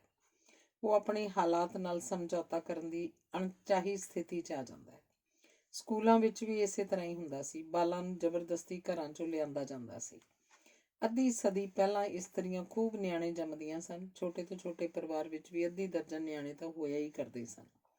ਉੱਪਰੋਂ ਹੁਕਮ ਆਉਂਦੇ ਤਾਂ ਮਾਸਟਰ ਮਾਸਟਰਨੀਆਂ ਖੁੱਲ੍ਹੇ ਡੁੱਲੇ ਸਰੀਰਾਂ ਵਾਲੇ ਨਿਆਣਿਆਂ ਨੂੰ ਸਕੂਲ ਘੇਰ ਲਿਆਉਂਦੇ ਤੇ ਸਰਕਾਰੀ ਰਜਿਸਟਰ 'ਚ ਅੰਦਾਜ਼ੇ ਨਾਲ ਹੀ ਉਮਰ ਵਾਲਾ ਇੰਦਰਾਜ਼ ਭਰ ਕੇ ਇਹਨਾਂ ਨੂੰ ਪਹਿਲੀ ਜਮਾਤ 'ਚ ਦਾਖਲ ਕਰ ਲੈਂਦੇ। ਕਈ ਨਿਆਣੇ ਅਧਿਆਪਨ ਅਮਲੇ ਨੂੰ ਝਕਾਨੀ ਦੇ ਕੇ ਨੱਠ ਵੀ ਜਾਂਦੇ। ਅਜਿਹੇ ਨਿਆਣਿਆਂ ਨੂੰ ਇਹਨਾਂ ਦੇ ਮਾਪਿਆਂ ਰਾਹੀਂ ਪੇਸ਼ ਕਰਾਇਆ ਜਾਂਦਾ ਤੇ ਉਹਨਾਂ ਦੇ ਸਾਹਮਣੇ ਕੁੱਟਿਆ ਵੀ ਜਾਂਦਾ। ਇਹ ਅਮਲ ਠਾਣਿਆਂ ਦੇ ਕੁਟਾਪੇ ਤੋਂ ਕੋਈ ਵੱਖਰਾ ਨਹੀਂ ਸੀ। ਕਈ ਨਿਆਣੇ ਤਾਂ ਸਕੂਲ ਜਿਵੇਂ ਕੁੱਟ ਖਾਣ ਹੀ ਆਉਂਦੇ ਸਨ। ਬਹੁਤਿਆਂ ਨੂੰ ਕੁੱਟ ਕੇਵਲ ਗੈਰ ਵਿਦਿਅਕ ਕੰਮਾਂ ਕਾਰਨ ਹੀ ਖਾਣੀ ਪੈਂਦੀ ਸੀ। ਸਕੂਲ ਦਾਖਲ ਹੋਣ ਤੋਂ ਪਹਿਲਾਂ ਉਹ ਕਾਫੀ ਖੁੱਲ੍ਹ ਖੇਡ ਦੇ ਮਾਹੌਲ 'ਚ ਵਿਚਰੇ ਹੁੰਦੇ ਸਨ। ਇਸ ਮਾਹੌਲ ਦੀਆਂ ਅਲਾਮਤਾਂ ਉਹਨਾਂ ਅੰਦਰ ਜਿਉਂ ਦੀਆਂ ਤਿਉਂ ਬਣੀਆਂ ਹੁੰਦੀਆਂ ਸਨ। ਮਸਲਨ ਕਣਕ ਦੇ ਮੁੱਢਾਂ ਵਿੱਚ ਤਿੱਤਰ ਕੁੱਟਣ, ਭੱਜ ਨਿਕਲਣਾ, ਬੋੜੇ ਖੂਹ ਵਿੱਚ ਛਾਲਾ ਮਾਰ ਕੇ ਨਹਾਉਣਾ, ਬੰਟੇ ਖੇਡਣਾ, ਟਿੰਡਾਂ ਰਾਹੀਂ ਸਕੂਲ ਦੀ ਖੂਹੀ 'ਚ ਉਤਰਨਾ, ਵਿਰੋਧੀ ਗੁੱਟ ਦੇ ਕਿਸੇ ਨਿਆਣੇ ਨੂੰ ਕੁੱਟ ਧਰਨਾ, ਕਿਸੇ ਮਾਸਟਰ ਜਾਂ ਮਾਸਟਰਨੀ ਬਾਰੇ ਭੱਦੀ ਸ਼ਬਦਾਵਲੀ ਵਾਲੀ ਟਿੱਪਣੀ ਕਰ ਦੇਣਾ।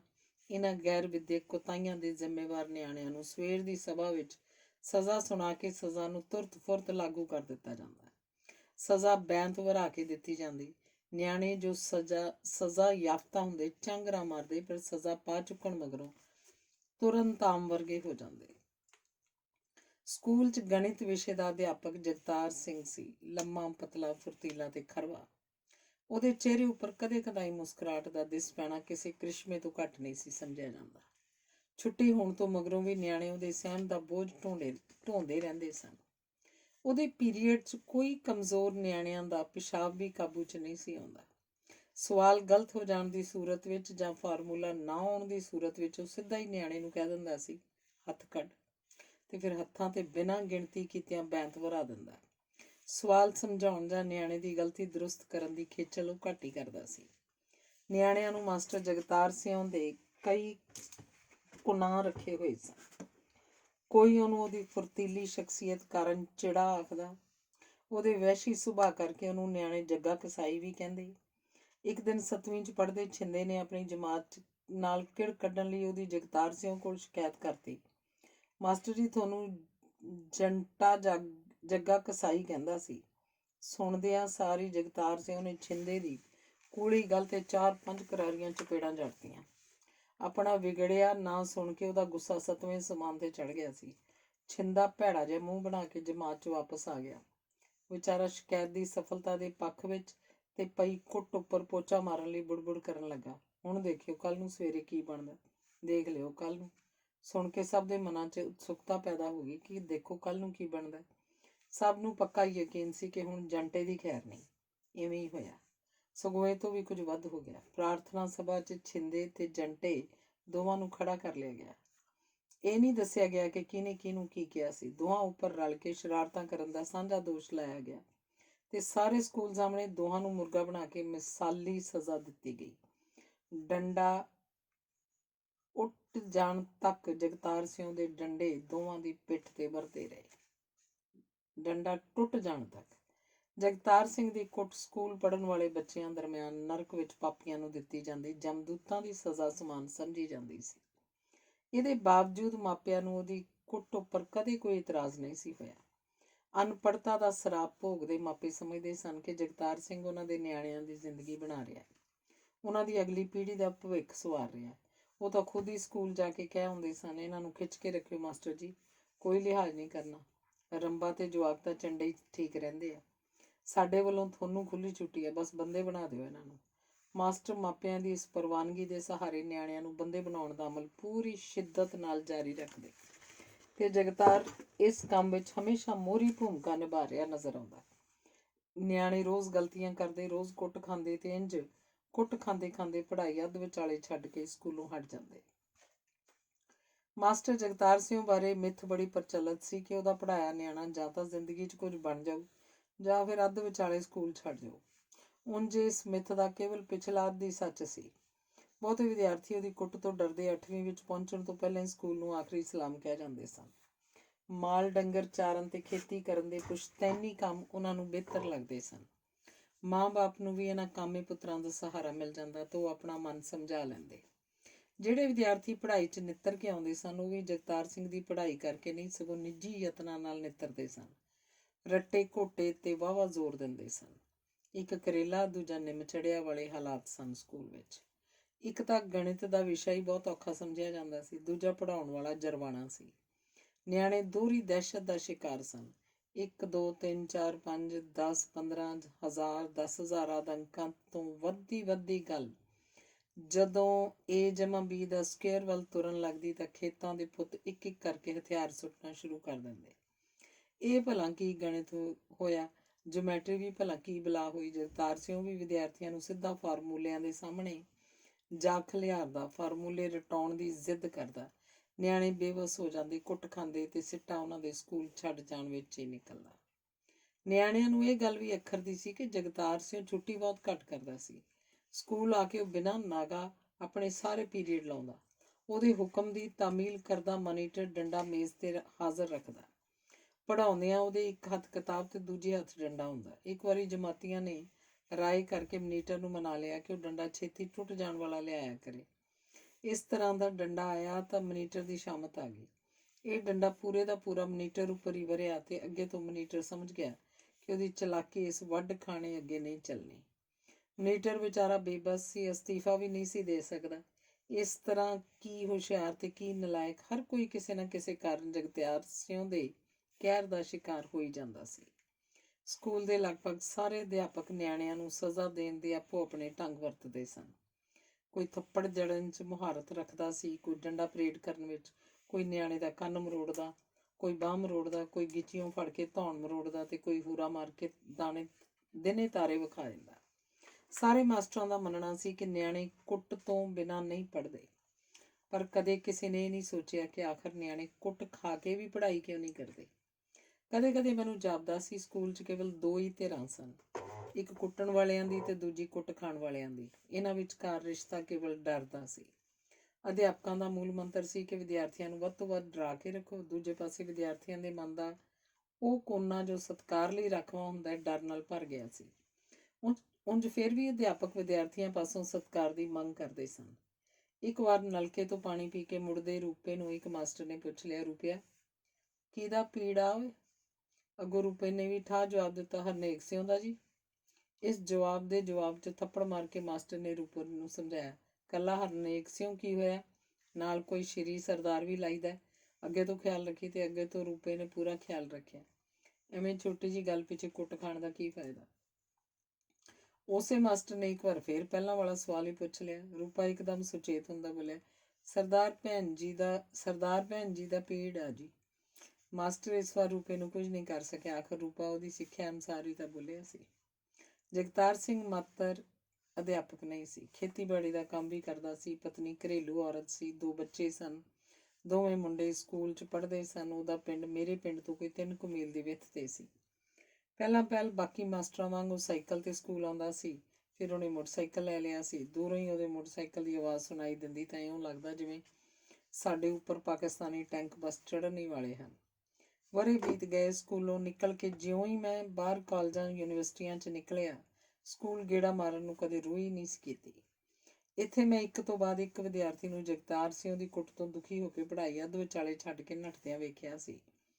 ਤੇ ਇਹ ਗੱਲ ਸੋਚ ਕੇ ਮੇਰੇ ਮਨ 'ਚ ਅਕਸਰ ਇੱਕ ਪੀੜ ਜਿਹੀ ਉੱਠਦੀ ਰਹਿੰਦੀ ਸੀ। ਸਕੂਲਾਂ ਵਿੱਚ ਛੋਟੇ ਬਾਲ ਵੱਡੇ ਸੁਪਨੇ ਲੈਂਦੇ ਹਨ। ਇੱਥੇ ਨਿਆਣੇ ਬਸ ਇੱਕੋ ਸੁਪਨਾ ਲੈਂਦੇ ਹਨ ਕਿ ਉਹ ਸਕੂਲੋਂ ਭੱਜ ਜਾਣ ਤੇ ਮੁੜ ਕਦੇ ਵੀ ਇੱਥੇ ਵਾਪਸ ਨਾ ਆਉਣ। ਇਸੇ ਦੌਰਾਨ ਜਗਤਾਰ ਸਿੰਘ ਸੇਵਾ ਮੁਕਤ ਹੋ ਗਿਆ ਤੇ ਇੱਕ ਬੇਹੱਦ ਮਿਹਨਤੀ ਅਧਿਆਪਕ ਹੋਣ ਦਾ ਬਿੰਬ ਲੈ ਕੇ ਇਲਾਕੇ 'ਚ ਸ਼ੋਭਾ ਖੱਟ ਗਿਆ। ਪਿੰਡ ਛੱਡ ਕੇ ਮੈਂ ਰਿਹਾਇਸ਼ ਲਾਗਲੇ ਕਸਬੇ 'ਚ ਕਰ ਲਈ। ਇਸ ਕਸਬੇ ਨੂੰ ਜਾਂਦਿਆਂ ਰਾਹ 'ਚ ਜਗਤਾਰ ਸਿੰਘ ਦਾ ਪਿੰਡ ਪੈਂਦਾ ਸੀ। ਜਦ ਵੀ ਪਿੰਡ ਗੇੜਾ ਵੱਜਦਾ ਉਹ ਆਪਣੇ ਪਿੰਡ ਦੇ ਕਿਸੇ ਨਾ ਕਿਸੇ ਮੋੜ ਤੇ ਖੜਾ ਦਿਖਾਈ ਦੇ ਹੀ ਜਾਂਦਾ ਸੀ। ਸ਼ੁਰੂ ਚ ਉਹ ਕਾਫੀ ਫੁਰਤੀਲਾ ਦਿਖਾਈ ਦਿੰਦਾ ਸੀ, ਬਿਲਕੁਲ ਆਪਣੇ ਸਕੂਲ ਦੇ ਦਿਨਾਂ ਵਾਂਗ। ਸਮਾਂ ਬੀਤਣ ਤੇ ਉਹ ਢਲ ਗਿਆ, ਛਿੰਟਕਾ ਸਰੀਰ ਕੰਗਰੋੜ ਜਿਹੀ ਚ ਤਬਦੀਲ ਹੁੰਦਾ ਗਿਆ। ਅੱਖਾਂ ਤੇ ਖੋਪੇ ਨੂੰਮਾਂ ਗੂੜੀਆਂ ਕਾਲੀਆਂ ਐਨਕਾਂ ਲੱਗ ਗਈਆਂ। ਸਿਰ ਤੇ ਪੀਲਾ ਪਟਕਾ ਬੰਨੀ ਉਹ ਸੜਕ ਦੇ ਮੋੜ ਉੱਪਰ ਬਣੇ ਚੌਂਤਰੇ ਉੱਪਰ ਅਕਸਰ ਇਕੱਠਾ ਜਿਹਾ ਹੋਇਆ ਬੈਠਾ ਦਿਖਾਈ ਦਿੰਦਾ। ਕਈ ਵਾਰ ਮੱਲੋ ਮੱਲੀ ਮਨ ਬਣਾਇਆ ਕਿ ਇਸ ਸ਼ਖਸ ਨਾਲ ਦੁੱਖ ਸੁੱਖ ਕਰ ਹੀ ਜਾਵਾਂ, ਪਰ ਹਰ ਵਾਰੀ ਮੈਂ ਟਲ ਜਾਂਦਾ। ਇੱਕ ਦਿਨ ਦਿਲ ਕਰੜਾ ਕਰਕੇ ਗੱਡੀ ਰੋਕ ਕੇ ਲਈ, ਸਾਈਡ ਤੇ ਗੱਡੀ ਪਾਰਕ ਕਰਕੇ ਝਿਜਕਦਾ ਜਿਹਾ ਜਗਤਾਰ ਸਿੰਘ ਕੋਲ ਗਿਆ। ਆਦਤਨ ਗੋਡੀ ਹੱਥ ਲਾਇਆ ਤੇ ਦੱਸਿਆ ਕਿ ਮੈਂ ਉਹਨਾਂ ਦਾ ਪੁਰਾਣਾ ਵਿਦਿਆਰਥੀ ਹਾਂ। ਉਹਨੇ ਕੋਈ ਪ੍ਰਤੀਕਰਮ ਨਹੀਂ ਵਿਖਾਇਆ। ਮੈਨੂੰ ਬਸ ਮਹਿਸੂਸ ਹੋਇਆ ਕਿ ਉਹਨੇ ਮੈਨੂੰ ਪਛਾਣ ਲਿਆ। ਬੜੀ ਮੱਧਮ ਜੀ ਆਵਾਜ਼ 'ਚ ਉਹਨੇ ਮੈਨੂੰ ਪੁੱਛਿਆ, ਕੀ ਹਾਲ ਹੈ? ਤੂੰ ਤਾਂ ਲੱਗ ਗਿਆ ਸੀ ਨੌਕਰੀ ਤੇ। ਮੈਂ ਅੱਗੋਂ ਸ਼ਿਸ਼ਟਾਚਾਰ ਵਜੋਂ ਕਿਹਾ, ਜੀ ਹਾਂ, ਆਪਦੀ ਕਿਰਪਾ ਨਾਲ ਹੋ ਹੀ ਗਿਆ ਗੁਜ਼ਾਰੇ ਜੋਗਾ। ਨਿਆਣੇ ਕੀ ਕਰਦੇ ਆ? ਰਸਮੀ ਜੀ ਦਿਲਚਸਪੀ ਨਾਲ ਉਹਨੇ ਪੁੱਛਿਆ। ਪੜ੍ਹ ਲਿਖ ਗਏ, ਨੌਕਰੀਆਂ ਕਰਦੇ ਆ, ਸੈੱਟ ਆ ਸਾਰੇ। ਚਾਹ ਪੀਏਂਗਾ? ਨਹੀਂ, ਚਾਹ ਪਿੰਡੋਂ ਮੈਂ ਪੀ ਆਇਆ। ਤੁਹਾਡੇ ਦਰਸ਼ਨ ਹੋ ਗਏ, ਧੰਨ ਭਾਗਾ।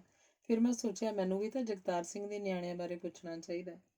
ਭਲਾ ਆਪਣੇ ਮੁੰਡੇ ਕੀ ਕਰਦੇ ਆ ਮਾਸਟਰ ਜੀ? ਉਹ ਤਾਂ ਅਫਸਰ ਬਣ ਗਏ ਹੋਣਗੇ। ਜਗਤਾਰ ਸਿੰਘ ਥੋੜਾ ਤੜਪਕਿਆ, ਜਿਵੇਂ ਤੜਪਿਆ ਹੋਵੇ, ਜਿਵੇਂ ਉਹਦੀ ਦੁਖਦੀ ਰਗ ਤੇ ਕਿਸੇ ਨੇ ਹੱਥ ਰੱਖਤਾ ਹੋਵੇ। ਅਫਸਰ ਨਾ ਕੁਝ ਹੋਰ, 4 ਜਮਾਤਾਂ ਪੜ੍ਹਦੇ ਤਾਂ ਹੀ ਅਫਸਰ ਬਣਦੇ। ਇੱਥੇ ਖੇਤੀ ਖੂਤੀ ਕਰਦੇ ਤੁਰੇ ਫਿਰਦੇ ਆ। ਥੋੜਾ ਵਕਫਾ ਲੈ ਕੇ ਮੈਂ ਪੁੱਛਿਆ, ਮਾਸਟਰ ਜੀ ਉਹ ਤਾਂ ਪੜ੍ਹੇ ਲਿਖੇ ਇਨਸਾਨ ਦੇ ਪੁੱਤਰ ਸਨ, ਉਹ ਭਲਾ ਕਿਉਂ ਨਹੀਂ ਪੜ੍ਹੇ? ਜਗਤਾਰ ਸਿੰਘ ਦਾ ਬਿਰਧ ਚਿਹਰਾ ਜਿਵੇਂ ਤਣਿਆ ਜਿਹਾ ਗਿਆ ਹੋਵੇ। ਆਪਣੇ ਧੁਰ ਅੰਦਰੋਂ ਪਿੰਡ ਦੇ ਉਸ ਸਕੂਲ ਵੱਲ ਜਿੱਥੇ ਉਹਦੇ ਮੁੰਡੇ ਪੜ੍ਹਦੇ ਰਹੇ ਸਨ ਇਸ਼ਾਰਾ ਕਰਦਿਆਂ ਬੋਲਿਆ, ਉੱਥੇ ਵੀ ਹੋਊ ਕੋਈ ਮਾਸਟਰ ਜਗਤਾਰ ਸਿੰਘ। ਇਹ ਕਹਿ ਕੇ ਉਹ ਹੌਲੀ ਜਿਹੀ ਉੱਠਿਆ, ਪਲ ਭਰ ਮੇਰੇ ਵੱਲ ਵੇਖਿਆ, ਮਰਨਾਊ ਜੀ ਆਵਾਜ਼ 'ਚ ਬੋਲਿਆ, ਅੱਛਾ ਫਿਰ ਚਾਹ ਤਾਂ ਤੂੰ ਕਿਹਾ ਵੀ ਮੈਂ ਪੀਣੀ ਨਹੀਂ। ਅੱਛਾ ਫਿਰ ਕਹਿੰਦਾ ਮੇਰੀ ਸਤਿ ਸ੍ਰੀ ਅਕਾਲ ਉਡੀਕੇ ਬਿਨਾਂ ਹੀ ਉਹ ਪੋਲੇ ਪੈਰ ਪੁੱਟਦਾ ਆਪਣੇ ਘਰ ਦੇ ਰਾਹ ਹੋ ਤੁਰਿਆ। ਧੰਨਵਾਦ। ਅਗਲੀ ਕਹਾਣੀ ਹੈ ਇਹੋ ਜਿਹਾ ਕੰਮ। ਗਰਮੀਆਂ ਦੇ ਦਿਨੀ ਲਗਭਗ ਹਰ ਰੋਜ਼ ਹੀ ਸਕੂਲ ਦੀਆਂ ਖੁੱਲ੍ਹੀਆਂ ਗਰਾਊਂਡਾਂ ਵੱਲ ਆ ਨਿਕਲਦਾ ਸਾਂ। ਹਵਾਖੋਰੀ ਕਰਕੇ ਸਕੂਨ ਮਿਲਦਾ ਸੀ। ਇਸੇ ਸਮੇਂ ਪਿੰਡ ਦੇ ਨਵੇਂ ਉਡਾਰ ਹੋਏ ਮੁੰਡੇ ਵੀ ਬੈਟ ਬੱਲੇ ਲੈ ਕੇ ਇੱਧਰ ਆ ਨਿਕਲਦੇ ਸਨ। ਖੂਬ ਟੁੱਲ ਲਾਉਂਦੇ ਸਨ। ਇਹਨਾਂ ਨੂੰ ਦੇਖ ਕੇ ਹੋਰ ਵੀ ਸਕੂਨ ਮਿਲਦਾ ਸੀ। ਸਰੀਰ ਤੇ ਰੂਹ ਦੋਵੇਂ ਤਰੋ ਤਾਜ਼ਾ ਹੋ ਜਾਂਦੇ ਸਨ। ਉਹ ਤਾਂ ਆਪਣੀ ਖੇਡ ਦੀ ਸ਼ੁਰੂਆਤ ਹੀ ਬੜੀ ਜ਼ਬਰਦਸਤ ਕਰਦੇ ਸਨ।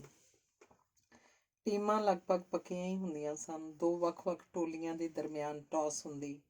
ਟਾਸ ਇੱਟ ਸੁੱਟ ਕੇ ਕੀਤੀ ਜਾਂਦੀ। ਇੱਕ ਟੀਮ ਇੱਟ ਦੇ ਮਾਰਕੇ ਵਾਲਾ ਪਾਸਾ ਮੰਗਦੀ ਤੇ ਦੂਜੀ ਪੱਧਰਾ। ਇਉਂ ਜਿਹਦਾ ਪਾਸਾ ਉੱਤੇ ਆ ਜਾਂਦਾ ਉਹ ਟੀਮ ਨਿਰਣਾ ਕਰਦੀ ਕਿ ਪਹਿਲਾਂ ਬੱਲੇਬਾਜ਼ੀ ਕਰਨੀ ਹੈ ਜਾਂ ਗੇਂਦਬਾਜ਼ੀ। ਜਿਹੜੇ ਮੁੰਡੇ ਟਾਸ ਲਈ ਇੱਟ ਦੀ ਵਰਤੋਂ ਕਰਦੇ ਸਨ ਉਹ ਕਿਹੋ ਜਿਹੇ ਜ਼ੋਰਦਾਰ ਖੇਡ ਦਾ ਪ੍ਰਦਰਸ਼ਨ ਕਰਦੇ ਹੋਣਗੇ ਅਸੀਂ ਸਹਿਜੇ ਹੀ ਅੰਦਾਜ਼ਾ ਲਗਾ ਸਕਦੇ ਹਾਂ। ਖੇਡ ਮੈਦਾਨ 'ਚ ਦੁੜੰਗੇ ਲਾਉਂਦੇ ਸੱਚਮੁੱਚ ਹੀ ਮਨ ਮੋਹ ਲੈਂਦੇ ਸਨ। ਇਹਨਾਂ ਮੁੰਡਿਆਂ 'ਚੋਂ ਇੱਕ ਮੁੰਡਾ ਸੀ ਜੈਲਾ, ਸਰਵਣ ਤਰਖਾਣ ਦਾ ਵੱਡਾ ਮੁੰਡਾ। ਸਰਵਣ ਨੇ ਵੱਡੀ ਉਮਰ 'ਚ ਹੀ ਪੁੱਤ ਦਾ ਮੂੰਹ ਦੇਖਿਆ ਸੀ। ਪਿਛਲੇ ਪਹਿਰੇ ਦਾ ਹੋਣ ਕਾਰਨ ਤੇ ਨਾਲ ਹੀ ਪਲੇਠੀ ਦਾ ਹੋਣ ਕਰਕੇ ਜੈਲੇ ਦਾ ਪਾਲਣ ਪੋਸ਼ਣ ਹੀ ਕੁਝ ਅਜਿਹਾ ਹੋਇਆ ਕਿ ਉਹ ਆਪਣੀ ਹਾਣੀਆਂ ਨੂੰ ਕੱਦ ਕਾਠ ਬੰਨਿਓ ਬਹੁਤ ਪਿੱਛੇ ਛੱਡ ਗਿਆ। ਸਾਲਾਂ 'ਚ ਹੀ ਉਹ ਸੋਹਣਾ ਦਰਸ਼ਨੀ ਜਵਾਨ ਦਿਸਣ ਲੱਗ ਪਿਆ। ਛੇਤੀ ਸਕੂਲ ਦੀ ਪੜ੍ਹਾਈ ਛੱਡ ਗਿਆ। ਘਰ ਉਹਦੇ ਬਾਪ ਦਾ ਘਰੋਗੀ ਕਾਰਖਾਨਾ ਸੀ ਜਿੱਥੇ ਰੋਜ਼ ਦਿਹਾੜੀ ਸੇਪੀ ਵਾਲੇ ਮੰਜੇ ਪੀੜ੍ਹੀ ਤੋਂ ਲੈ ਕੇ ਕਹੀ ਰੰਬੇ ਹਲਾਂ ਦਾਤੀਆਂ ਆਦਿ ਦਾ ਕੰਮ ਲੈ ਕੇ ਆ ਜਾਂਦੇ। ਪਰ ਜੈਲੇ ਨੂੰ ਪੁਸ਼ਤੈਨੀ ਕੰਮ ਪਸੰਦ ਨਾ ਆਇਆ। ਉਹਨੇ ਕਿਸੇ ਰਾਜ ਮਿਸਤਰੀ ਦਾ ਲੜ ਫੜ ਲਿਆ। ਮਿਸਤਰੀ ਨਾਲ ਥੋੜਾ ਸਮਾਂ ਲਾ ਕੇ ਉਹਨੇ ਆਪਣਾ ਅਲੱਗ ਕੰਮ ਸ਼ੁਰੂ ਕਰ ਲਿਆ। ਹੁਣ ਉਹ ਇਕੱਲਾ ਕੰਮ ਕਰਦਾ ਸੀ। ਛੋਟਾ ਕੰਮ ਫੜਦਾ ਸੀ, ਸਫਾਈ ਨਾਲ ਕੰਮ ਕਰਦਾ ਸੀ। ਕੰਮ 'ਚ ਤੇਜ਼ੀ ਤੇ ਫੁਰਤੀ ਉਹਨੇ ਬਰਕਰਾਰ ਰੱਖੀ ਹੋਈ ਸੀ। ਆਪਣੇ ਨਾਲ ਕੇਵਲ ਇੱਕੋ ਮਜ਼ਦੂਰ ਰੱਖਦਾ ਸੀ। ਮਸਤਾ ਨਾਂ ਦਾ ਇਹ ਦਲਿਤ ਮਜ਼ਦੂਰ ਉਹਦਾ ਪੱਕਾ ਜੋਟੀਦਾਰ ਸੀ। ਦੋਵੇਂ ਇਕੱਠੇ ਕੰਮ ਸ਼ੁਰੂ ਕਰਦੇ ਤੇ ਕੰਮ ਜਿਵੇਂ ਮੂਹਰੇ ਲੱਗ ਤੁਰਦਾ। ਪਿੰਡ ਦੇ ਲੋਕ ਉਸਾਰੀ ਦੇ ਕੰਮ ਲਈ ਜੈਲੇ ਨੂੰ ਪਹਿਲ ਦਿੰਦੇ ਸਨ। ਪਿੰਡ ਦੇ ਜ਼ਿਮੀਂਦਾਰਾਂ ਦੀਆਂ ਮੋਟਰਾਂ ਉੱਪਰ ਕੋਠੀਆਂ ਦੀ ਉਸਾਰੀ ਦਾ ਕੰਮ ਉਹਦੇ ਕੋਲ ਆਮ ਹੁੰਦਾ ਸੀ। 2 ਦਿਨਾਂ 'ਚ ਕੋਠੀ ਦੀ ਛੱਤ ਪਾ ਕੇ ਠੇਕੇ ਦੇ ਪੈਸੇ ਲੈ ਕੇ ਉਹ ਅਗਲੀ ਕਿਸੇ ਹੋਰ ਕੋਠੀ ਦਾ ਕੰਮ ਆਰੰਭ ਲੈਂਦਾ ਸੀ। ਜੈਲੇ ਦੀ ਮਸਤੀ ਨਾਲ ਸੁਰ ਸਾਂਝੀ ਸੀ। ਉਹ ਸਾਰੀ ਦਿਹਾੜੀ ਮਸਤੇ ਨੂੰ ਗੱਲੀਂ ਲਾਈ ਰੱਖਦਾ ਤੇ ਗੱਲਾਂ ਦੀ ਲੋਰ 'ਚ ਮਸਤਾ ਸੁਰਬੱਧ ਹੋਇਆ ਕੰਮ ਕਰਦਾ ਰਹਿੰਦਾ।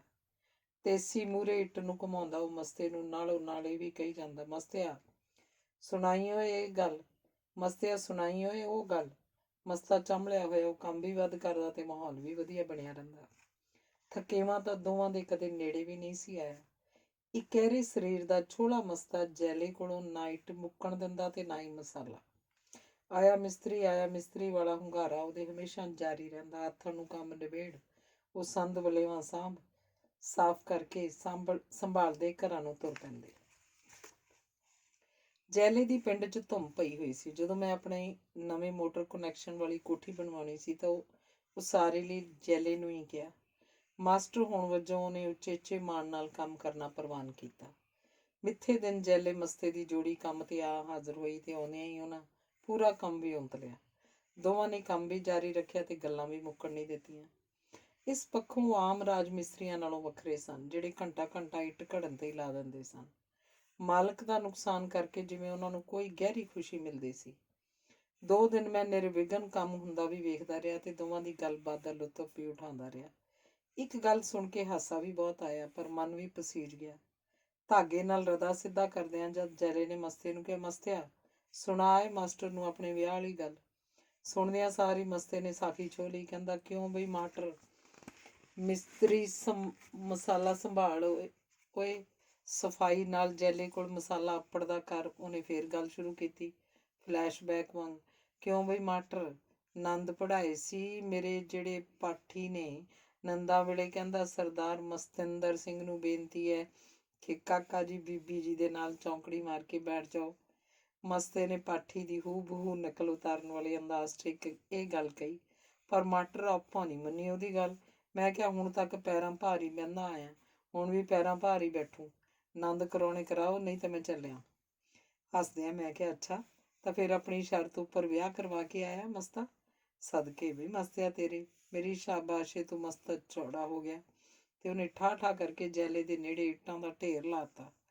ਮਸਤੇ ਦੀ ਹੱਡਬੀਤੀ ਸੁਣ ਕੇ ਮੈਨੂੰ ਸ਼ਿੱਦਤ ਨਾਲ ਮਹਿਸੂਸ ਹੋਇਆ ਕਿ ਸਮਾਜ ਦੇ ਜਿਸ ਸਾਂਚੇ 'ਚ ਮਸਤੇ ਨੂੰ ਢਾਲਿਆ ਸੀ, ਉਸੇ ਸਾਂਚੇ ਨਾਲ ਹੀ ਉਹ ਸਮਾਜ ਦਾ ਮੂੰਹ ਭੰਨ ਰਿਹਾ ਸੀ। ਉਹ ਆਪਣੇ ਕੰਮ, ਆਪਣੀ ਜ਼ਿੰਦਗੀ ਵਿੱਚ ਇੰਨਾ ਮਸਤ ਸੀ ਕਿ ਕਿਸੇ ਲੰਡੇ ਲੱਟ ਦੀ ਉਹਨੂੰ ਪਰਵਾਹ ਨਹੀਂ ਸੀ। ਉਹ ਤਾਂ ਲਾਵਾਂ ਪੜ੍ਹਨ ਵਾਲੇ ਪਾਠੀ ਨੂੰ ਗਾਲ ਦਾ ਵਿਸ਼ੇਸ਼ਣ ਲਾ ਕੇ ਸੰਬੋਧਿਤ ਹੋ ਰਿਹਾ ਸੀ। ਬੱਲੇ ਮਸਤਿਆ ਕਹਿ ਕੇ ਜੈਲੇ ਨੇ ਮਸਤੇ ਨੂੰ ਸ਼ਿਸ਼ਕੇਰਿਆ। ਨਹੀਂ ਰੀਸਾਂ ਤੇਰੇ ਵਿਆਹ ਦੀਆਂ। ਰੀਸਾਂ ਤਾਂ ਤੇਰੀਆਂ ਵੀ ਨਹੀਂ ਜੈਲਿਆ, ਤੂੰ ਵੀ ਲੈ ਆ ਹੁਣ ਕੋਈ ਬੈਂਡ ਬਾਜਿਆਂ ਨਾਲ। ਮੈਂ ਜੈਲੇ ਦੇ ਵਿਆਹ ਦੀ ਗੱਲ ਕੀਤੀ। ਮਸਤੇ ਨੂੰ ਤਾਂ ਗੱਲਾਂ ਲਈ ਜਿਵੇਂ ਕੋਈ ਮਨ ਭਾਉਂਦਾ ਵਿਸ਼ਾ ਮਿਲ ਗਿਆ ਹੋਵੇ। ਲੈ ਕਿਉਂ ਬਈ ਮਾਟਰ, ਜਿਵੇਂ ਜੈਲੇ ਦੇ ਬਾਪੂ ਦਾ ਵਿਆਹ ਹੋ ਗਿਆ ਸੀ ਉਵੇਂ ਜੈਲੇ ਦਾ ਵੀ ਹੋ ਜੂ। ਉਹਦਾ ਤਾਂ ਮੇਰਾ ਖਿਆਲ ਹੈ ਥੋੜ੍ਹਾ ਪਛੜ ਕੇ ਹੋਇਆ ਸੀ। ਮੈਂ ਆਪਣੇ ਚੇਤੇ ਉੱਪਰ ਜ਼ਰਾ ਜ਼ੋਰ ਪਾਉਂਦਿਆਂ ਕਿਹਾ, ਬਸ ਫਿਰ ਇਹਦਾ ਵੀ ਪਛੜ ਕੇ ਹੋ ਜੂ, ਰਹਿਣ ਨਹੀਂ ਲੱਗਾ। ਉਦੋਂ ਸਮੇਂ ਹੋਰ ਸੀ ਮਸਤਿਆ, ਸ਼ਰੀਕ ਰਿਸ਼ਤਾ ਸਿਰੇ ਨਹੀਂ ਸੀ ਚੜ੍ਹਨ ਦਿੰਦੇ। ਬਸ ਫਿਰ ਜੈਲੇ ਲਈ ਤਾਂ ਸਮਾਂ ਅਜੇ ਵੀ ਉਹੀ ਆ ਮਾਟਰ ਜੀ। ਐਤਕੀ ਮਸਤੇ ਨੇ ਗੱਲ ਜ਼ਰਾ ਠਰਮੇ ਨਾਲ ਕੀਤੀ। ਦੇਖਣ ਨਾਲੇ ਬਥੇਰੇ ਆਉਂਦੇ ਆ, ਸ਼ਰੀਕ ਬਾਹਰੋਂ ਬਾਹਰ ਹੀ ਮੋੜ ਦਿੰਦੇ ਆ। ਜੈਲੇ ਦੀ ਅਜੇ ਤੱਕ ਕੁਆਰੇ ਰਹਿ ਜਾਣ ਦੀ ਵਜ੍ਹਾ ਸੁਣ ਕੇ ਮੈਨੂੰ ਹੈਰਾਨੀ ਵੀ ਹੋਈ ਤੇ ਫਿਕਰ ਵੀ। ਹੈਰਾਨੀ ਇਸ ਗੱਲੋਂ ਕਿ ਜੈਲਾ ਸੋਹਣਾ ਸੁਨੱਖਾ ਸੀ, ਸੁਭਾਅ ਦਾ ਪੁੱਜ ਕੇ ਸਾਊ ਸੀ, ਖਾਂਦਾ ਪੀਂਦਾ ਐਬੀ ਨਹੀਂ ਸੀ, ਕੰਮ ਦਾ ਉਹਦੇ ਕੋਲ ਕੋਈ ਘਾਟਾ ਨਹੀਂ ਸੀ। ਲੋਕ ਤਾਂ ਉਹਨੂੰ ਉਹਦੇ ਲੰਮੇ ਕੱਦ ਕਰਕੇ ਵੀ ਕੰਮ ਦੇ ਦਿੰਦੇ ਸਨ। ਕਹਿੰਦੇ ਜੈਲਾ ਮਿਸਤਰੀ ਲਾਈਏ ਤਾਂ ਪੈੜ ਲਾਉਣ ਦਾ ਝੰਜਟ ਵੀ ਨਹੀਂ ਹੁੰਦਾ। ਖੈਰ ਸ਼ਰੀਕ ਤਾਂ ਸ਼ਰੀਕ ਹੁੰਦੇ ਨੇ ਤੇ ਸ਼ਰੀਕ ਤਾਂ ਕਹਿੰਦੇ ਨੇ ਮਿੱਟੀ ਦਾ ਵੀ ਮਾਣ ਨੇ। ਕੁਝ ਵੀ ਹੋਵੇ, ਮੈਂ ਆਪਣੇ ਮਨ 'ਚ ਧਾਰ ਲਈ ਕਿ ਜੈਲੇ ਦਾ ਰਿਸ਼ਤਾ ਵਾਹ ਲੱਗਦੀ ਕਿਤੇ ਨਾ ਕਿਤੇ ਸਿਰੇ ਚੜਾਉਣਾ ਹੀ ਹੈ ਤੇ ਸ਼ਰੀਕਾਂ ਨੂੰ ਇਹ ਸੋਚਣ ਲਈ ਮਜਬੂਰ ਕਰ ਦੇਣਾ ਕਿ ਹੁਣ ਸਮੇਂ ਪਹਿਲੇ ਵਾਲੇ ਨਹੀਂ ਰਹੇ। ਦੂਜੇ ਦਿਨ ਮੋਟਰ ਦੀ ਕੋਠੀ ਛੱਡ ਕੇ ਬਣਦਾ ਮਿਹਨਤਾਨਾ ਲੈ ਕੇ ਜੈਲਾ ਫਤਿਹ ਬੁਲਾ ਕੇ ਜਾਣ ਲੱਗਿਆ ਤਾਂ ਉਹਦੇ ਜੋਟੀਦਾਰ ਨੇ ਮੇਰੇ ਕੋਲ ਤਾਕੀਦ ਕੀਤੀ, ਅੱਛਾ ਬਈ ਮਾਟਰ, ਖਿਆਲ ਰੱਖੀ ਬਈ ਆਪਣੇ ਮਿਸਤਰੀ ਦਾ, ਘਰ ਦਾ ਤੋਰਾ ਤੁਰ ਪਊ। ਖਿਆਲ? ਹਾਂ ਜ਼ਰੂਰ ਖਿਆਲ ਰੱਖੂੰਗਾ ਸਰਦਾਰ ਮਸਤਿੰਦਰ ਸਿੰਘ ਜੀ। ਮੇਰੀ ਗੱਲ ਤੇ ਮਸਤਾ ਖਿੜਖਿੜਾ ਕੇ ਹੱਸਿਆ। ਮੈਂ ਤਾਂ ਮਸਤਾ ਹੀ ਆ ਮਾਟਰ, ਮਸਤਿੰਦਰ ਬਣ ਕੇ ਮੈਂ ਕੀ ਲੈਣਾ। ਮਸਤੇ ਨੇ ਆਪਣੇ ਆਪ ਨਾਲ ਇੱਕ ਸੁਰ ਹੋ ਕੇ ਜਵਾਬ ਦਿੱਤਾ ਤਾਂ ਉਹਦੀ ਇੱਕੋ ਅਵਸਥਾ 'ਚ ਅਟਕ ਗਈ ਹੋਂਦ ਨੇ ਮੈਨੂੰ ਗੰਭੀਰ ਕਰ ਦਿੱਤਾ। ਇਸ ਤੋਂ ਵੱਧ ਗੰਭੀਰ ਮੈਨੂੰ ਜੈਲੇ ਦੀ ਹਾਲਤ ਨੇ ਕੀਤਾ। ਉਹਦੇ ਵਿਆਹੋਂ ਰਹਿ ਜਾਣ ਦੇ ਖਦਸ਼ੇ ਬਾਰੇ ਸੋਚਦਿਆਂ ਮੇਰੇ ਚੇਤੇ 'ਚ ਪਿੰਡ ਦੇ ਹੋਰ ਵਿਆਹੋਂ ਖੁੰਝ ਗਏ ਸ਼ੇਰੂ, ਕੇਰੂ, ਨਰੈਣਾ ਆਦਿ ਚਿਹਰੇ ਘੁੰਮ ਗਏ। ਗੱਲ ਇਹ ਨਹੀਂ ਕਿ ਵਿਆਹ ਬਗੈਰ ਗੁਜ਼ਾਰਾ ਨਹੀਂ, ਚਿੰਤਾ ਇਹ ਸੀ ਕਿ ਜੈਲਾ ਵਿਆਹ ਨਾ ਹੋ ਸਕਣ ਦੀ ਹੀਣਤਾ ਵਿੱਚੋਂ ਗੁਜ਼ਰਦਿਆਂ ਕਿਤੇ ਪਹਿਲਾਂ ਵਿਆਹੋਂ ਖੁੰਝੇ ਬੰਦਿਆਂ ਵਾਂਗ ਨਸ਼ੇੜੀ, ਨਿਕੰਮਾ ਤੇ ਦਰ ਦੀਆਂ ਠੋਕਰਾਂ ਖਾਣ ਵਾਲਾ ਨਾ ਬਣ ਜਾਏ। ਕਿਤੇ ਉਹਦੇ ਅੰਦਰ ਵੀ ਕੋਈ ਅਜਿਹੀ ਗੁੰਝਲ ਨਾ ਵੱਜ ਜਾਵੇ ਜਿਹਨੂੰ ਖੋਲ੍ਹਣ ਲਈ ਉਹਨੂੰ ਤੜਕੇ ਠੇਕੇ ਦਾ ਦਰ ਖੜਕਾਉਣਾ ਪਵੇ ਜਾਂ ਭੁੱਖੀ ਸਪਲਾਇਰਾਂ ਦੀ ਉਡੀਕ 'ਚ ਆਪਣੇ ਟੁੱਟ ਰਹੇ ਆਪੇ ਦੀ ਪੀੜ ਸਹਿਣੀ ਪਵੇ। ਮਸਲੇ ਦੇ ਮਨੋਵਿਗਿਆਨਕ ਪੱਖ ਨੇ ਮੈਨੂੰ ਜੈਲੇ ਦੇ ਵਿਆਹ ਲਈ ਯਤਨਾਂ ਦੇ ਰਾਹ ਤੋੜ ਦਿੱਤਾ। ਮੈਂ ਮਹਿਸੂਸ ਕੀਤਾ ਕਿ ਜੈਲੇ ਦੇ ਵਿਆਹ ਦਾ ਮਾਮਲਾ ਮਹਿਜ਼ ਰੋਟੀ ਪੱਕਦੀ ਹੋ ਜੂ ਜਾਂ ਘਰ ਵਸਦਾ ਹੋ ਜੂ ਦਾ ਮਾਮਲਾ ਨਹੀਂ ਹੈ। ਮਾਮਲਾ ਕਿਤੇ ਵੱਡਾ ਤੇ ਸੰਵੇਦਨਸ਼ੀਲ ਹੈ। ਇੱਕ ਦਿਨ ਲੁਧਿਆਣੇ ਵਾਲੀ ਭੈਣ ਮਿਲਣ ਆਈ। ਗੱਲਾਂ 'ਚ ਪੁੱਛਣ ਲੱਗੀ, ਵੀਰ ਭਲਾ ਕੋਈ ਤਖਾਣਾ ਦਾ ਮੁੰਡਾ ਹੈ ਤੇਰੀ ਨਜ਼ਰ 'ਚ? ਸਾਡਾ ਗੁਆਂਢੀ ਖਹਿੜੇ ਪਿਆ ਹੋਇਆ, ਕਹਿੰਦਾ ਗੁੱਡੀ ਦਾ ਸਾਕ ਤੂੰ ਕਰਵਾ ਆਪਣੇ ਪੇਕਿਆਂ ਵੰਨੀ। ਮੈਂ ਤਾਂ ਪਹਿਲਾਂ ਹੀ ਉਡੀਕਦਾ ਸੀ ਕਿ ਕੋਈ ਅਜਿਹਾ ਸਵਾਲ ਪੁੱਛੇ ਤੇ ਮੈਂ ਜੈਲੇ ਦਾ ਮਾਮਲਾ ਸੁਲਝਾ ਲਵਾਂ, ਪਰ ਮੇਰਾ ਮਨ ਕੁਝ ਜਕੋ ਤਕੀ 'ਚ ਵੀ ਪੈ ਗਿਆ। ਸ਼ਹਿਰ ਦੀ ਕੁੜੀ ਭਲਾ ਪਿੰਡ ਆਉਣਾ ਕਿਵੇਂ ਮੰਨ ਜੂ? ਪਰ ਭੈਣ ਨੇ ਮੇਰੀ ਦੁਬਿਧਾ ਦੂਰ ਕਰਤੀ। ਕਹਿਣ ਲੱਗੀ, ਪੂਰੀ ਗਰੰਟੀ ਹੈ ਵੀਰ, ਕੁੜੀ ਪਿੰਡ 'ਚ ਦਿਨ ਘੱਟ ਲਊਗੀ। ਬਾਹਲੀ ਬੀਬੀ ਹੈ ਉਹ ਤਾਂ, ਹਰ ਵੇਲੇ ਧੰਨ ਬਾਬਾ ਨੰਦ ਸਿੰਘ ਜੀ, ਧੰਨ ਬਾਬਾ ਨੰਦ ਸਿੰਘ ਜਪਣ ਵਾਲੀ ਹੈ। ਕਦੇ ਕੋਈ ਚੰਗੀ ਮਾੜੀ ਗੱਲ ਨਹੀਂ ਸੁਣੀ ਉਹਦੀ। ਨਹੀਂ ਤਾਂ ਵੀਰ ਤੈਨੂੰ ਪਤਾ ਹੀ ਹੈ ਅੱਜ ਕੱਲ੍ਹ ਦੀਆਂ ਕੁੜੀਆਂ ਦਾ। ਭੈਣ ਦੀ ਗਰੰਟੀ ਤੇ ਮੈਂ ਹਾਮੀ ਭਰ ਦਿੱਤੀ। ਮੇਰੀ ਪਤਨੀ ਤੇ ਪਿੰਡ ਦੀ ਇੱਕ ਹੋਰ ਔਰਤ ਨੇ ਵਿਚੋਲਗੀ ਦੀ ਭੂਮਿਕਾ ਲਈ ਆਪਣੀ ਸਵੈ ਸੇਵੀ ਸੇਵਾਵਾਂ ਪੇਸ਼ ਕਰ ਦਿੱਤੀਆਂ। ਦੋਵਾਂ ਧਿਰਾਂ ਦਰਮਿਆਨ ਗੱਲਬਾਤ ਸ਼ੁਰੂ ਕਰਵਾ ਦਿੱਤੀ ਗਈ। ਕੁੜੀ ਵਾਲਿਆਂ ਦੇ ਮੁੰਡਾ ਤੇ ਘਰ-ਬਾਰ ਪਸੰਦ ਆ ਗਿਆ। ਕੁੜੀ ਦੇ ਪਸੰਦ ਆਉਣ ਜਾਂ ਨਾ ਆਉਣ ਦਾ ਕੋਈ ਰੇੜਕਾ ਹੀ ਨਹੀਂ ਸੀ। ਇੱਕ ਨੁਕਾਤੀ ਪ੍ਰੋਗਰਾਮ ਜੈਲੇ ਦਾ ਰਿਸ਼ਤਾ ਸਿਰੇ ਚੜ੍ਹਨਾ ਸੀ, ਸੋ ਸਾਰੇ ਕੰਮ ਇਸੇ ਦਸ਼ਾ ਵਿੱਚ ਹੀ ਵਿਅੰਤੇ ਗਏ। ਰਣਨੀਤੀ ਇਹ ਅਪਣਾਈ ਗਈ ਕਿ ਜੈਲੇ ਦੇ ਵਿਆਹ ਦਾ ਬਸ ਵਿਆਹ ਵਾਲੇ ਦਿਨ ਹੀ ਪਤਾ ਲੱਗੇ। ਇਵੇਂ ਹੀ ਹੋਇਆ। ਵਿਆਹ ਵਾਲਾ ਦਿਨ ਆ ਗਿਆ। ਗਿਣਵੇਂ ਚੁਣਵੇਂ ਬੰਦਿਆਂ ਨੇ ਘਰ ਮੱਲ ਲਿਆ। ਚਿਰਾਂ ਤੋਂ ਸੁੰਜਾ ਵਿਹੜਾ ਸ਼ਗਨਾਂ ਵਾਲਾ ਹੋ ਗਿਆ। ਕੰਨੋਂ ਕੰਨ ਪਿੰਡ 'ਚ ਖਬਰ ਘੁੰਮ ਗਈ ਕਿ ਸਰਵਣ ਦਾ ਜੈਲਾ ਘੋੜੀ ਚੜ੍ਹਨ ਲੱਗਾ। ਬਾਜੇ ਵੱਜ ਗਏ। ਸਜਿਆ ਧਜਿਆ ਜੈਲਾ ਕਿਸੇ ਨਵਾਬਜ਼ਾਦੇ ਤੋਂ ਘੱਟ ਨਹੀਂ ਸੀ ਲੱਗਦਾ। ਖੂਬ ਦਾਰੂ ਪੀਤੀ ਗਈ। ਹਲਵਾਈ ਨੇ ਕੋਈ ਚੀਜ਼ ਮੁੱਕਣ ਨਹੀਂ ਦਿੱਤੀ। ਵਿਚੋਲਿਆਂ ਦੇ ਘਰ ਜਲੇਬੀਆਂ ਦੇ ਪੂਰ ਪਹੁੰਚਦੇ ਰਹੇ। ਜੈਲਾ ਲੁਧਿਆਣਿਓਂ ਕੁੜੀ ਵਿਆਹ ਲਿਆਇਆ। ਪਿੰਡ ਦੀਆਂ ਮੋਹਤਬਾਰ ਔਰਤਾਂ ਵਿਚੋਲਿਆਂ ਨੂੰ ਘੇਰ ਉਹਨਾਂ ਦੇ ਨੇਕ ਕੰਮ ਦੀ ਵਡਿਆਈ ਕਰਨ ਲੱਗੀਆਂ। ਆਹ ਤਾਂ ਮਾਸਟਰ ਤੂੰ ਬਾਹਲਾ ਚੰਗਾ ਕੰਮ ਕੀਤਾ, ਪੁੰਨ ਖੱਟ ਲਿਆ। ਹਰੇਕ ਨਹੀਂ ਜੋੜ ਸਕਦਾ ਦੋ ਸਿਰ। ਤੂੰ ਤਾਂ ਸੁੱਖ ਨਾਲ ਟਿੱਬਿਆਂ 'ਚ ਨਹਿਰ ਵਗਾਤੀ। ਰੱਬ ਤੈਨੂੰ ਬਹੁਤਾ ਦੇਵੇ। ਮੈਨੂੰ ਵੀ ਔਰਤਾਂ ਨੇ ਇੱਕ ਵਾਰ ਤਾਂ ਅਸੀਸਾਂ ਨਾਲ ਸਰਸ਼ਾਰ ਹੀ ਕਰ ਦਿੱਤਾ। ਭਾਗਾਂ ਵਾਲਿਆਂ ਦੇ ਕਾਰਜ ਪੂਰੇ ਕਰਵਾ ਕੇ ਵਿਚੋਲੇ ਆਪੋ ਆਪਣੇ ਘਰ ਚਲੇ ਗਏ ਤੇ ਕੰਮ ਧੰਦੇ ਲੱਗ ਗਏ। ਮੈਂ ਮੰਨ ਲਿਆ ਕਿ ਹੁਣ ਵਿਆਹ ਵਾਲਿਆਂ ਦੇ ਘਰ ਵੀ ਜਸ਼ਨਾਂ ਤੋਂ ਬਾਅਦ ਜੀਵਨ ਆਮ ਵਰਗਾ ਹੋ ਗਿਆ ਹੋਵੇਗਾ। ਅਵਲ ਤਾਂ ਕੋਈ ਸਮੱਸਿਆ ਪੇਸ਼ ਹੀ ਨਹੀਂ ਆਉਣ ਲੱਗੀ, ਪਰ ਜੇਕਰ ਕੋਈ ਆਈ ਵੀ ਤਾਂ ਆਪੇ ਦੱਸ ਦੇਣਗੇ। ਹੁਣ ਤਾਂ ਨਿਰਲੇਪ ਹੀ ਰਹਿਣਾ ਚਾਹੀਦਾ। ਦੂਜੀ ਵਿਚੋਲਣ ਦਾ ਘਰ ਵਾਲਾ ਰਾਹ ਖਹਿੜੇ ਕਦੇ ਮਿਲਦਾ ਤਾਂ ਮਖੌਲ ਨਾਲ ਹੀ ਪਿੱਛਣੋਂ ਨਾ ਉਕਦਾ, ਮਾਸਟਰ ਸਰਵਣਕਿਆ ਨੇ ਜਲੇਬੀਆਂ ਦਾ ਮੁੱਲ ਮੁੜਵਾਇਆ ਕਿ ਨਹੀਂ? ਮੈਂ ਅੱਗੋਂ ਹੱਸ ਕੇ ਕਹਿ ਛੱਡਦਾ, ਨਹੀਂ ਸਭ ਅੱਛਾ ਹੀ ਹੋਏਗਾ ਸੰਤੋਖ ਸਿੰਘ। ਸੰਤੋਖ ਤੋਂ ਹੀ ਮੈਨੂੰ ਇੱਕ ਦਿਨ ਪਤਾ ਲੱਗਾ ਕਿ ਸਰਵਣ ਦੇ ਘਰ ਸਭ ਅੱਛਾ ਨਹੀਂ ਸੀ। ਨਵ ਵਿਆਹੀ ਘਰ 'ਚ ਭੜਥੂ ਪਾ ਕੇ ਪੇਕੇ ਚਲੀ ਗਈ ਸੀ। ਜਾਂਦੀ ਹੋਈ ਉਹ ਕਾਫੀ ਜਲੂਸ ਕੱਢ ਗਈ ਸੀ। ਘਰ ਮੂਹਰਿਓਂ ਸੜਕ ਤੋਂ ਲੰਘਦੇ ਟੈਂਪੂ ਅੱਗੇ ਛਾਲ ਮਾਰਨ ਲੱਗੀ ਸੀ ਤੇ ਉੱਚੀ ਨਾਨਕਸਰ ਵੱਲ ਜਾਂਦੇ ਰਾਹੀਆ ਗਾਈ ਜਾ ਰਹੀ ਸੀ। ਸੰਤੋਖ ਸਭ ਕੁਝ ਰਨਿੰਗ ਕਮੈਂਟਰੀ ਵਾਂਗ ਬਿਆਨ ਕਰ ਰਿਹਾ ਸੀ। ਸੁਣ ਕੇ ਮੈਨੂੰ ਧੱਕਾ ਲੱਗਾ ਤੇ ਮੈਂ ਜੈਲੇ ਨੂੰ ਮਿਲਣ ਦਾ ਫੈਸਲਾ ਕੀਤਾ। ਜਿਵੇਂ ਵਿਆਹ ਵਾਲੇ ਦਿਨ ਜੈਲੇ ਦੀ ਮਾਂ ਦੇ ਪੈਰ ਧਰਤੀ ਤੇ ਨਹੀਂ ਸੀ ਲੱਗਦੇ, ਹੁਣ ਸ਼ਰੀਕਾਂ ਨੂੰ ਚਾ ਚੜਿਆ ਹੋਇਆ ਸੀ। ਸਵਾਦ ਲੈ ਗੱਲਾਂ ਕੀਤੀਆਂ ਜਾ ਰਹੀਆਂ ਸਨ। ਅਸਲ ਗੱਲ ਦਾ ਤਾਂ ਜੈਲੇ ਨੂੰ ਹੀ ਪਤਾ ਹੋਏਗਾ, ਬਾਕੀ ਤਾਂ ਵਿਹਲੜਾਂ ਦੀ ਐਵੇਂ ਮਗਜੌਲੀ ਹੀ ਹੈ। ਪਿੰਡਾਂ 'ਚ ਬਾਤ ਦਾ ਬਤੰਗੜ ਬਣਾਉਣ ਦੀ ਰੁਚੀ ਆਮ ਜੋ ਸੀ। ਖੈਰ ਮੇਰੀ ਪੂਰੀ ਹਮਦਰਦੀ ਤਾਂ ਜੈਲੇ ਨਾਲ ਪਹਿਲਾਂ ਹੀ ਸੀ। ਉਹਦੀ ਸਮੱਸਿਆ ਪ੍ਰਤੀ ਆਪਣੀ ਜ਼ਿੰਮੇਵਾਰੀ ਦਾ ਵੀ ਮੈਨੂੰ ਅਹਿਸਾਸ ਸੀ। ਮੈਂ ਜੈਲੇ ਨੂੰ ਸੁਨੇਹਾ ਭੇਜਿਆ, ਨਾਲ ਇਹ ਵੀ ਕਿਹਾ ਕਿ ਆਵੇ ਇਕੱਲਾ ਹੀ, ਆਪਾਂ ਮਸਲਾ ਹੱਲ ਕਰਨਾ ਹੈ, ਕੋਈ ਗਿੱਲਾ ਪੀਣ ਨਹੀਂ ਪਾਉਣਾ। ਸੁਨੇਹਾ ਮਿਲਦੇ ਹੀ ਕੰਮਕਾਰ ਤੋਂ ਵਿਹਲਾ ਹੋ ਕੇ ਉਹ ਆ ਗਿਆ। ਮਸੋਸਿਆ ਜਿਹਾ ਹੋਇਆ ਸੀ ਵਿਚਾਰਾ, ਚਿਹਰਾ ਉਤਰਿਆ ਹੋਇਆ ਸੀ ਤੇ ਸਰੀਰ ਜਿਵੇਂ ਅੱਧਾ ਰਹਿ ਗਿਆ ਹੋਵੇ। ਮਿਲਦਿਆਂ ਸਰ ਮੈਂ ਉਹਨੂੰ ਹੌਸਲਾ ਰੱਖਣ ਲਈ ਕਿਹਾ। ਮੇਰੇ ਕਹੇ ਦਾ ਜੈਲੇ ਨੇ ਕੋਈ ਖਾਸ ਹੁੰਗਾਰਾ ਨਾ ਭਰਿਆ, ਕੇਵਲ ਇੰਨਾ ਕਿਹਾ, ਮਾਸਟਰ ਜਿਵੇਂ ਸੋਚਿਆ ਸੀ ਉਵੇਂ ਹੋਇਆ ਨਹੀਂ। ਮੈਂ ਇਸ ਵਕਤ ਜਦੋਂ ਜੈਲਾ ਭਰੇ ਮਨ ਨਾਲ ਮੇਰੇ ਕੋਲ ਬੈਠਾ ਸੀ ਉਹਨੂੰ ਫਰੋਲਣਾ ਠੀਕ ਨਾ ਸਮਝਿਆ। ਤਕੜਾ ਹੋ ਜੈਲਿਆ ਕਹਿ ਕੇ ਮੈਂ ਉਹਦੀ ਪਿੱਠ ਥਾਪੜੀ ਤੇ ਉਹਨੂੰ ਫੇਰ ਕਦੇ ਮਿਲਣ ਲਈ ਕਿਹਾ। ਅੰਦਰੋਂ ਮੈਨੂੰ ਪਛਤਾਵਾ ਵੀ ਸੀ ਕਿ ਜੈਲੇ ਨੂੰ ਉਹਦੀ ਵਿਥਿਆ ਸੁਣਨ ਤੋਂ ਬਗੈਰ ਹੀ ਮੋੜਤਾ, ਪਰ ਮੈਂ ਇਹ ਵੀ ਨਹੀਂ ਸੀ ਚਾਹੁੰਦਾ ਕਿ ਜੈਲੇ ਵਰਗਾ ਆਲਾ ਦਰਜੇ ਦਾ ਕਾਰੀਗਰ ਮੇਰੇ ਸਾਹਮਣੇ ਦਿਸ ਪਵੇ। ਸ਼ਾਇਦ ਮੈਂ ਠੀਕ ਹੀ ਕੀਤਾ ਸੀ। ਅਗਲੇ ਦਿਨ ਹੀ ਸ਼ਾਮ ਨੂੰ ਜੈਲਾ ਫੇਰ ਆ ਗਿਆ। ਹਾਲਾਂਕਿ ਮੈਂ ਉਹਨੂੰ ਮਿਲਣ ਲਈ ਕੋਈ ਸੁਨੇਹਾ ਨਹੀਂ ਸੀ ਭੇਜਿਆ। ਰਸਮੀ ਹਾਲ ਚਾਲ ਪੁੱਛਣ ਮਗਰੋਂ ਮੈਂ ਮਹਿਸੂਸ ਕੀਤਾ ਕਿ ਹੁਣ ਉਹ ਜ਼ਰਾ ਸੰਭਲਿਆ ਹੋਇਆ। ਮੁੱਦੇ ਤੇ ਗੱਲਬਾਤ ਕੀਤੀ ਜਾ ਸਕਦੀ ਹੈ। ਇਸ ਤੋਂ ਪਹਿਲਾਂ ਕਿ ਮੈਂ ਕੋਈ ਗੱਲ ਸ਼ੁਰੂ ਕਰਦਾ, ਜੈਲਾ ਖੁਦ ਹੀ ਸੂਚਨਾ ਦੇਣ ਦੇ ਅੰਦਾਜ਼ 'ਚ ਮੈਨੂੰ ਕਹਿਣ ਲੱਗਾ, ਲੈ ਵੀ ਮਾਸਟਰ, ਹੋ ਗਿਆ ਨਿਬੇੜਾ। ਕੁੜੀ ਨੂੰ ਤਾਂ ਉਹਦਾ ਪਿਓ ਆ ਕੇ ਲੈ ਗਿਆ ਸੀ। ਮੈਂ ਨਹੀਂ ਰੋਕਿਆ। ਮੈਂ ਕਹਿਤਾ ਸੀ ਜਾ ਲੈ ਜਾ। ਅੱਜ ਪਿਓ ਦਾ ਸੁਨੇਹਾ ਮਿਲਿਆ, ਕਹਿੰਦਾ ਲਿਖ ਲਿਖਾ ਕਰ ਲਓ, ਨਾਲ 35,000 ਮੰਗਦਾ ਖਰਚਾ। ਮੈਂ ਭਾਪੇ ਨੂੰ ਕਿਹਾ ਵੱਡ ਫਾਹਾ ਦੇ ਦੇ ਪੈਸੇ, ਸਮਝ ਲਾਂਗੇ ਘੱਟ ਕਮਾਈ ਕਰ ਲਈ ਸਹੀ, ਜਾਂ ਤੂੰ ਮੇਰੇ ਹਿੱਸੇ 'ਚੋਂ ਕੱਟ ਲਈ।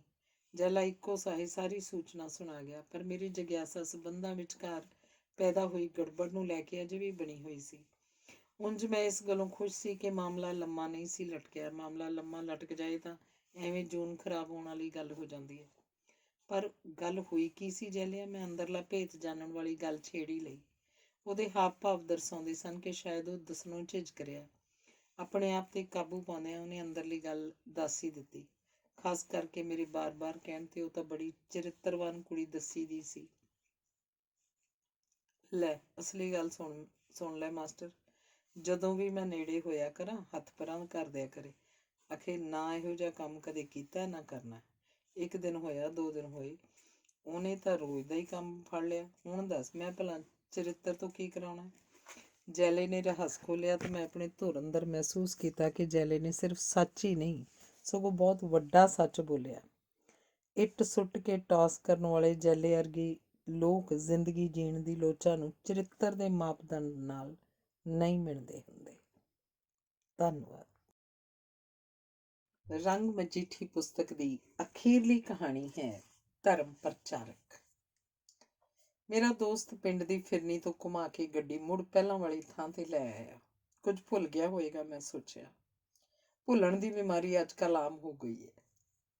ਲੋਕ ਰੋਟੀ ਖਾਣੀ ਭੁੱਲ ਜਾਂਦੇ ਹਨ, ਖਰੀਦਦਾਰੀ ਕਰਨ ਗਏ ਸਮਾਨ ਖਰੀਦ ਕੇ ਕਾਊਂਟਰ ਤੇ ਭੁੱਲ ਆਉਂਦੇ ਹਨ, ਆਪਣੀਆਂ ਪਤਨੀਆਂ ਨੂੰ ਬਾਜ਼ਾਰ 'ਚ ਖੜੀਆਂ ਭੁੱਲ ਕੇ ਸਕੂਟਰ ਦੌੜਾ ਘਰ ਆ ਜਾਂਦੇ ਹਨ। ਕੀਤੇ ਅਹਿਸਾਨਾਂ ਨੂੰ ਭੁਲਾ ਦੇਣਾ, ਇਤਿਹਾਸ ਨੂੰ ਭੁਲਾ ਦੇਣਾ ਵੀ ਕੋਈ ਵੱਡੀ ਗੱਲ ਨਹੀਂ ਰਹੀ।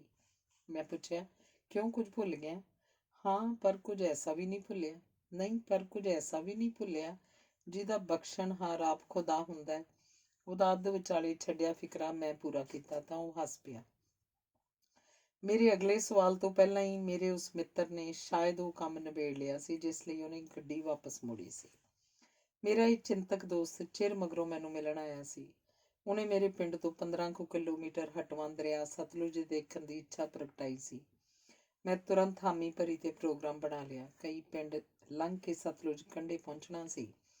ਰਾਹ 'ਚ ਕਈ ਪਿੰਡਾਂ ਦੀਆਂ ਫਿਰਨੀਆਂ ਘੁੰਮਣੀਆਂ ਪੈਣੀਆਂ ਸਨ। ਦਿਨ ਦੇ 11 ਕੁ ਵਜੇ ਦਾ ਸਮਾਂ ਹੋਏਗਾ। ਇੱਕ ਪਿੰਡ ਦੀ ਫਿਰਨੀ ਤੇ ਇੱਕ ਜਗ੍ਹਾ ਉੱਪਰ ਨਗਰ ਕੀਰਤਨ ਦਾ ਜਲੂਸ ਰਵਾਨਾ ਹੋਣ ਲਈ ਤਿਆਰ ਖੜਾ ਸੀ। ਸ੍ਰੀ ਗੁਰੂ ਗ੍ਰੰਥ ਸਾਹਿਬ ਜੀ ਦੀ ਸਵਾਰੀ ਸ਼ਾਨਦਾਰ ਪਾਲਕੀ ਫੁੱਲਾਂ ਨਾਲ ਸਜਾਈ ਸੀ। ਗੱਡੀ ਦੀ ਰਫ਼ਤਾਰ ਧੀਮੀ ਕਰਕੇ ਮੇਰੇ ਦੋਸਤ ਨੇ ਸ਼ਰਧਾ ਪੂਰਵਕ ਬਾਬਾ ਜੀ ਅੱਗੇ ਸਿਰ ਝੁਕਾਇਆ। ਮੈਂ ਵੀ ਅਜਿਹਾ ਹੀ ਕੀਤਾ, ਹੱਥ ਜੋੜੇ ਤੇ ਮੂੰਹੋਂ ਵਾਹਿਗੁਰੂ ਉਚਾਰਿਆ। ਸ਼ਰਧਾ ਦੇ ਸੰਘਣੇ ਆਲਮ ਦੇ ਪ੍ਰਭਾਵ ਹੇਠ ਅਸੀਂ ਦੋਵੇਂ ਜਿਵੇਂ ਸਰਸ਼ਾਰ ਹੋ ਗਏ ਹੋਈਏ। ਅਜਿਹੇ ਪ੍ਰਭਾਵ ਹੇਠ ਜੋ ਹੋ ਸਕਦਾ ਉਹ ਹੋਇਆ। ਅਸੀਂ ਰਵਾਨਾ ਹੋਣ ਲਈ ਤਿਆਰ ਖੜੇ ਨਗਰ ਕੀਰਤਨ ਦੀ ਮਾਤਰ ਝਲਕ ਹੀ ਹਾਸਲ ਕਰ ਸਕੇ, ਕੁਝ ਵੀ ਗੌਰ ਨਾਲ ਤੱਕ ਸਕਣ ਦੀ ਮਨੋਵਸਥਾ 'ਚ ਨਹੀਂ ਸਾਂ ਸੀ। ਮੇਰੇ ਦੋਸਤ ਦੇ ਧਿਆਨ 'ਚ ਕੋਈ ਹੋਰ ਚੀਜ਼ ਆ ਗਈ ਸੀ, ਕੋਈ ਖਾਸ ਗੱਲ ਖਟਕ ਗਈ ਸੀ ਉਹਨੂੰ। ਇਸੇ ਲਈ ਉਹਨੇ ਗੱਡੀ ਸਤਲੁਜ ਦੇ ਰਾਹ ਅਗਾਂਹ ਲੈ ਜਾਣ ਦੀ ਥਾਂ ਫਿਰਨੀ ਤੋਂ ਘੁਮਾ ਲਈ ਸੀ। ਤਦ ਕੁਝ ਬਿਨਾਂ ਪੁੱਛਿਆ ਹੀ ਮੈਂ ਸਮਝ ਗਿਆ ਕਿ ਉਹ ਆਪਣੇ ਕਿਸੇ ਖਾਸ ਪ੍ਰਭਾਵ ਦੀ ਪੁਸ਼ਟੀ ਲਈ ਪਿਛਾਂਹ ਪਰਤਿਆ ਸੀ। ਜਲੂਸ ਦੇ ਬਰਾਬਰ ਗੱਡੀ ਖੜੀ ਕਰਕੇ ਉਹਨੇ ਪਲ ਭਰ ਲਈ ਗਹੁ ਨਾਲ 5 ਪਿਆਰਿਆਂ ਉੱਪਰ ਝਾਤ ਮਾਰੀ, ਫਿਰ ਬੜੀ ਸਾਵਧਾਨੀ ਨਾਲ ਗੱਡੀ ਗਾਂਹ ਤੋਰ ਲਈ। ਮੇਰੇ ਦੋਸਤ ਨੇ ਨਜ਼ਰ ਅਗਲੀ ਕਤਾਰ ਦੇ ਕਿਰਪਾਨਾਂ ਵਾਲੇ 5 ਪਿਆਰਿਆਂ ਵੱਲ ਵੀ ਤੇ ਪਿਛਲੀ ਕਤਾਰ 'ਚ ਨਿਸ਼ਾਨ ਸਾਹਿਬ ਲਈ ਖੜੇ ਪਿਆਰਿਆਂ ਉੱਪਰ ਵੀ ਘੋਖਵੀਂ ਨਜ਼ਰ ਮਾਰੀ ਸੀ। ਉਹਦੇ ਚਿਹਰੇ ਤੇ ਅਜਿਹਾ ਭਾਵ ਪ੍ਰਗਟ ਹੋਇਆ ਸੀ ਜਿਵੇਂ ਉਹਦੇ ਮਨ ਵਿੱਚ ਜੋ ਸ਼ੰਕਾ ਉਤਪੰਨ ਹੋਇਆ ਸੀ ਉਹ ਕੋਈ ਨਿਰਮੂਲ ਨਹੀਂ ਸੀ। ਬੜੀ ਗਹਿਰੀ ਜਿਹੀ ਆਵਾਜ਼ 'ਚੋਂ ਬੋਲਿਆ, ਖਬਰੇ ਕੀ ਮਜਬੂਰੀ ਹੈ ਕਿ ਵਿਚਾਰਿਆਂ ਨੇ ਕਤਰੀਆਂ ਦਾੜੀਆਂ ਵਾਲਿਆਂ ਨੂੰ ਕੇਸਰੀ ਬਾਣਾ ਪਵਾਇਆ ਹੋਇਆ। ਇੱਕ ਗੱਲ ਹੋਰ ਵੀ ਵੇਖਣ ਵਾਲੀ ਹੈ ਕਿ ਪਿਆਰੇ ਹੈ ਵੀ ਅੱਧਖੜ ਉਮਰ ਦੇ। ਨਿਰਾਸਤਾ ਦੇ ਭਾਵ ਨਾਲ ਉਹਨੇ ਸਵਾਲ ਉਠਾਇਆ, ਕਿੱਥੇ ਗਏ ਗੱਭਰੂ ਪੰਜਾਬ ਦੇ? ਉਹਦੇ ਕਹਿਣ ਦੇ ਅੰਦਾਜ਼ ਤੋਂ ਜਾਪਦਾ ਸੀ ਕਿ ਉਹਨੇ ਇਹ ਸਵਾਲ ਮੇਰੇ ਤੋਂ ਨਹੀਂ ਸੀ ਪੁੱਛਿਆ। ਇਹ ਸਵਾਲ ਉਹਨੇ ਸ਼ਾਇਦ ਸਮੇਂ ਅੱਗੇ ਰੱਖਿਆ ਸੀ ਜਾਂ ਫਿਰ ਪੰਜਾਬ ਅੱਗੇ। ਸਵਾਲ ਦਾ ਜਵਾਬ ਉਡੀਕਣ ਜਾਂ ਉਛਾਲਣ ਦੀ ਥਾਂ ਉਹ ਖਾਮੋਸ਼ ਤੇ ਗੰਭੀਰ ਹੋ ਗਿਆ। ਜਿਵੇਂ ਡੂੰਘੀਆਂ ਸੋਚਾਂ 'ਚ ਲੱਥ ਗਿਆ ਹੋਵੇ। ਡਰਾਈਵਰੀ ਕਰ ਰਿਹਾ ਬੰਦਾ ਬਹੁਤੀ ਦੇਰ ਤੱਕ ਗਹਿਰੇ ਵਿਚਾਰਾਂ 'ਚ ਗੁਆਚਿਆ ਨਹੀਂ ਰਹਿ ਸਕਦਾ। ਛੇਤੀ ਉਹ ਆਮ ਵਰਗਾ ਹੋ ਗਿਆ ਤੇ ਨਗਰ ਕੀਰਤਨ ਤੋਂ ਗ੍ਰਹਿਣ ਕੀਤੇ ਪ੍ਰਭਾਵ ਉੱਪਰ ਟਿੱਪਣੀ ਕਰਨ ਲਈ ਡੂੰਘੀਆਂ ਸੋਚਾਂ 'ਚੋਂ ਨਿਕਲ ਆਇਆ, ਜਿਵੇਂ ਅਕਸਰ ਚਿੰਤਕ ਲੋਕ ਕਰਿਆ ਕਰਦੇ ਹਨ। ਮੇਰੇ ਦੋਸਤ ਨੇ ਜਿਸ ਤਬਦੀਲੀ ਵੱਲ ਧਿਆਨ ਦਿੱਤਾ ਸੀ, ਉਸ ਲਈ ਉਹਨੇ ਮੁੱਖ ਤੌਰ ਤੇ ਨਸ਼ਿਆਂ ਨੂੰ ਜ਼ਿੰਮੇਵਾਰ ਠਹਿਰਾਇਆ। ਨਾਲ ਹੀ ਉਹਦੀ ਰਾਏ ਅਨੁਸਾਰ ਇਸ ਨਿਗਾਰ ਲਈ ਧਰਮ ਦੀ ਰਾਜਨੀਤੀ ਵੀ ਦੋਸ਼ੀ ਸੀ। ਉਹਦੇ ਅਨੁਸਾਰ ਨੌਜਵਾਨ ਪਿਆਰੇ ਬਣਨ ਲਈ ਕਿੱਥੋਂ ਲੱਭਣੇ ਸਨ? ਉਹ ਤਾਂ ਧਰਮ ਦਾ ਰਾਹ ਛੱਡ ਕੇ ਨਸ਼ਿਆਂ ਦੇ ਰਾਹ ਪੈ ਗਏ ਸਨ। ਚੁਸਤ ਫੁਰਤ ਮੀਡੀਆ ਦੀ ਵਰਗਲਾਏ ਫੈਸ਼ਨਾਂ ਤੇ ਕੁਰੈਤਾਂ ਦੀ ਗ੍ਰਿਫਤ 'ਚ ਆ ਗਏ ਹਨ। ਰਹਿੰਦੀ ਕਸਰ ਧਰਮ ਦੀ ਰਾਜਨੀਤੀ ਨੇ ਕੱਢ ਦਿੱਤੀ ਹੈ, ਜਿਸ ਨੇ ਧਰਮ ਨੂੰ ਆਰਥਿਕ ਵਸੀਲਾ ਬਣਾ ਧਰਿਆ ਹੈ। ਸਿਧਾਂਤਾਂ ਦੇ ਪ੍ਰਚਾਰ ਵੱਲ ਕੋਈ ਧਿਆਨ ਹੀ ਨਹੀਂ। ਉਹਦੀ ਟਿੱਪਣੀ ਦੇ ਜਵਾਬ 'ਚ ਮੈਂ ਕੇਵਲ ਇਹੋ ਕਿਹਾ ਕਿ ਤੇਰੇ ਤਰਕ ਭਾਵੇਂ ਠੀਕ ਹਨ, ਪਰ ਇਹ ਤਬਦੀਲੀ ਜੋ ਆਪਾਂ ਸਾਹਮਣੇ ਦੇਖ ਰਹੇ ਹਾਂ ਇੱਕ ਅਟੱਲ ਵਰਤਾਰਾ ਹੈ। ਇਹਨੂੰ ਰੋਕ ਸਕਣਾ ਸੰਭਵ ਨਹੀਂ। ਮੈਨੂੰ ਤਾਂ ਸਗੋਂ ਅੱਗੋਂ ਦੀ ਸਥਿਤੀ ਇਸ ਤੋਂ ਵੀ ਵੱਧ ਵਿਗੜਦੀ ਨਜ਼ਰ ਆ ਰਹੀ ਹੈ। ਕਿਸੇ ਸੁਧਾਰ ਦੀ ਆਸ ਰੱਖਣਾ ਫਜ਼ੂਲ ਹੈ। ਆਪਣੀ ਧਾਰਨਾ ਦੋਸਤ ਨਾਲ ਸਾਂਝੀ ਕੀਤੀ ਤਾਂ ਅੱਗੋਂ 2.5-3 ਦਹਾਕੇ ਪਹਿਲਾਂ ਵਾਲੇ ਨਗਰ ਕੀਰਤਨਾਂ ਦੀਆਂ ਬਾਤਾਂ ਪਾਉਣ ਲੱਗ ਪਿਆ। ਲੈ ਵੀ ਮਿੱਤਰਾ, ਉਦੋਂ ਨਗਰ ਕੀਰਤਨ ਦਾ ਜਲਾਉ ਹੁੰਦਾ ਸੀ ਦੇਖਣ ਵਾਲਾ। ਉਹ ਹੁੰਦੇ ਸੀ ਅਸਲੀ ਖਾਲਸਾਈ ਦਿੱਖ ਵਾਲੇ ਜਲੂਸ। ਸ਼ਾਨੋ ਸ਼ੌਕਤ ਦਾ ਕੋਈ ਜਵਾਬ ਨਹੀਂ ਸੀ, ਜੋਸ਼ ਦਾ ਕੋਈ ਹਿਸਾਬ ਨਹੀਂ ਸੀ। ਖਾਲਸਾਈ ਪ੍ਰਚਾਰ ਦਾ ਜ਼ੋਰਦਾਰ ਸਾਧਨ ਹੁੰਦੇ ਸਨ ਇਹ ਜਲੂਸ। ਕਿਆ ਇਤਿਹਾਸ ਬਿਆਨਿਆ ਜਾਂਦਾ ਸੀ। ਇੱਕ ਵਾਰ ਤਾਂ ਲੂੰ ਕੰਡੇ ਖੜੇ ਹੋ ਜਾਂਦੇ। ਬੀਤੇ ਦੇ ਨਗਰ ਕੀਰਤਨ ਦੀ ਵਡਿਆਈ ਕਰਦਿਆਂ ਦੋਸਤ ਦੀਆਂ ਅੱਖਾਂ 'ਚ ਅੱਲੋਕਾਰੀ ਲਿਸ਼ਕ ਸੀ, ਆਵਾਜ਼ ਵਿੱਚ ਕਰਾਰਾਪਨ ਸੀ। ਉਹ ਸਿਫਤਾਂ ਦੇ ਪੁਲ ਬਣਦਾ ਜਾ ਰਿਹਾ ਸੀ, ਹਾਲਾਂਕਿ ਮੈਂ ਉਹਦੇ ਵੱਲੋਂ ਕੀਤੀ ਜਾ ਰਹੀ ਵਡਿਆਈ ਤੋਂ ਬਰਾਬਰ ਅਣਭਿੱਜ ਸਾਂ। ਸੜਕ ਦੇ ਦੋਵੇਂ ਪਾਸੇ ਧਰਤ ਹਰਿਆਵਲੀ ਸੀ। ਸੋਹਣੇ ਸਵਾਰੇ ਖੇਤਾਂ 'ਚ ਕਣਕਾਂ ਗਿੱਠ-ਗਿੱਠ ਉੱਚੀਆਂ ਖੜੀਆਂ ਸਨ। ਕਣਕਾਂ ਦੇ ਵਿੱਚੋਂ ਹੀ ਕਿਤੇ-ਕਿਤੇ ਹਰੇ ਕਚੂਰ ਬਰਸੀਮ ਦੇ ਖੇਤ ਇਉਂ ਜਾਪ ਰਹੇ ਸਨ ਜਿਵੇਂ ਕੋਈ ਕਿਸੇ ਨਾਲ ਅੱਖਾਂ ਚਾਰ ਕਰ ਰਿਹਾ ਹੋਵੇ। ਮਨਮੋਹਕ ਨਜ਼ਾਰਾ ਸੀ। ਅਜਿਹੇ 'ਚ ਮੇਰੀ ਮਰਿਆਦਾ ਧਰਮ ਦੀ ਸ਼ਾਨੋ ਸ਼ੌਕਤ ਤੇ ਧਰਮ ਨਾਲ ਜੁੜੇ ਇਤਿਹਾਸ 'ਚ ਕੋਈ ਦਿਲਚਸਪੀ ਨਹੀਂ ਸੀ। ਦਰਅਸਲ ਇਹ ਦਿਲਚਸਪੀ ਬਚਪਨ ਵਿੱਚ ਹੀ ਦਮ ਤੋੜ ਗਈ ਸੀ। ਖੈਰ, ਖੇਤਾਂ ਵਿੱਚ ਮਨੁੱਖੀ ਸਰਗਰਮੀ ਨਾਮਾਤਰ ਹੀ ਸੀ। ਇਸ ਗੈਰ ਰਸਮੀ ਦਾ ਜ਼ਿਕਰ ਮੈਂ ਆਪਣੇ ਚਿੰਤਕ ਦੋਸਤ ਕੋਲ ਨਹੀਂ ਕੀਤਾ। ਮੈਨੂੰ ਪਤਾ ਸੀ ਜੇ ਮੈਂ ਜ਼ਿਕਰ ਕਰਦਾ ਤਾਂ ਉਹਨੇ ਫਿਰ 2-2.5 ਦਹਾਕੇ ਪਹਿਲਾਂ ਦਾ ਕੋਈ ਅਧਿਆਇ ਖੋਲ ਲੈਣਾ ਸੀ। ਮੈਂ ਇਸ ਸਮੇਂ ਤਕਰੀਬਨ ਹਰ ਖੇਤਰ ਦੀ ਬਹਿਸ ਤੋਂ ਟਾਲਾ ਵੱਟਣ ਦੀ ਰੌਂ 'ਚ ਸੀ। ਮੇਰਾ ਮਨ ਇੱਕ ਸਥਿਰਤਾ ਜਿਹੀ ਵਿੱਚ ਅਜੇ ਵੀ ਰਾਹ 'ਚ ਮਿਲੇ ਨਗਰ ਕੀਰਤਨ ਉੱਪਰ ਅਟਕਿਆ ਹੋਇਆ ਸੀ। ਮੇਰੇ ਮਨ 'ਚ ਕੁਝ ਮੁੜ ਉਛਲ ਕੇ ਅੱਗੇ ਆਉਣ ਦੇ ਯਤਨ ਵਿੱਚ ਸੀ, ਜਿਸ ਨੂੰ ਮੈਂ ਹਰ ਹੀਲੇ ਪਿਛਾਂ ਧਕੇਲ ਰਿਹਾ ਸਾਂ। ਮੇਰਾ ਦਿਲ ਅਜੇ ਵੀ ਕੂਲੇ ਬਰਸੀਨ ਦੇ ਮੁਲਾਇਮ ਅਹਿਸਾਸ ਨਾਲ ਮਚਲੇ ਰਹਿਣ ਨੂੰ ਕਰਦਾ ਸੀ।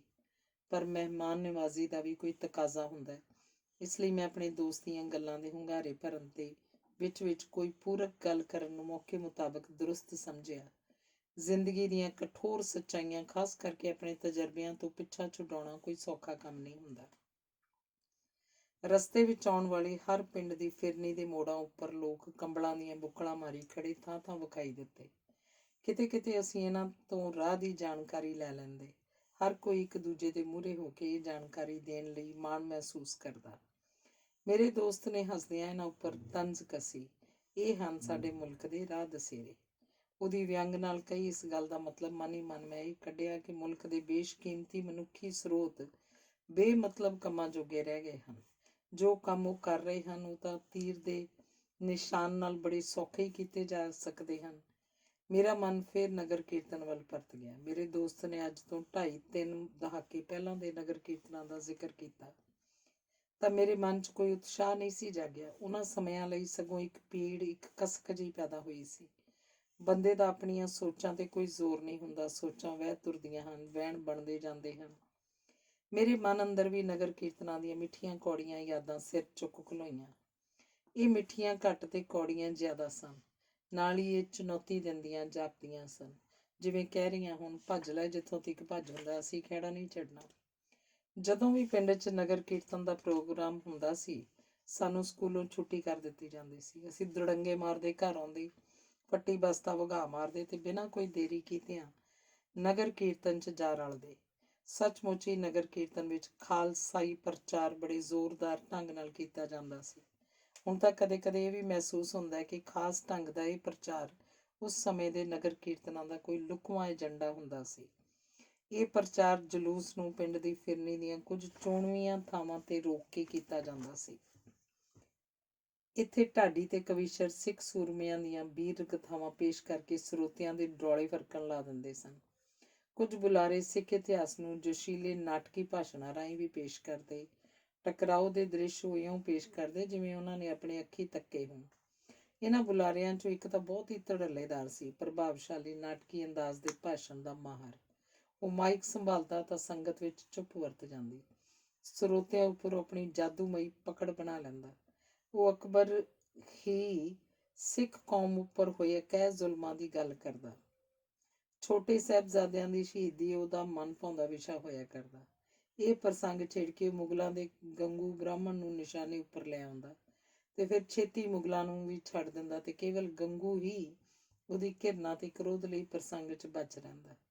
ਗੰਗੂ ਦੀ ਨਿੰਦਿਆ ਕਰਦਿਆਂ ਉਹ ਬ੍ਰਾਹਮਣਾਂ ਨੂੰ ਬਾਰ-ਬਾਰ ਗੰਗੂ ਦੇ ਨਾਂ ਨਾਲ ਬਾਹਮਣ ਬਾਹਮਣ ਕਹਿ ਕੇ ਐਸੇ ਰਗੜੇ ਲਾਉਂਦਾ ਕਿ ਹਿੰਦੂ ਲੋਕਾਂ ਦਾ ਉੱਥੇ ਖੜਨਾ ਹੀ ਮੁਹਾਲ ਹੋ ਜਾਂਦਾ।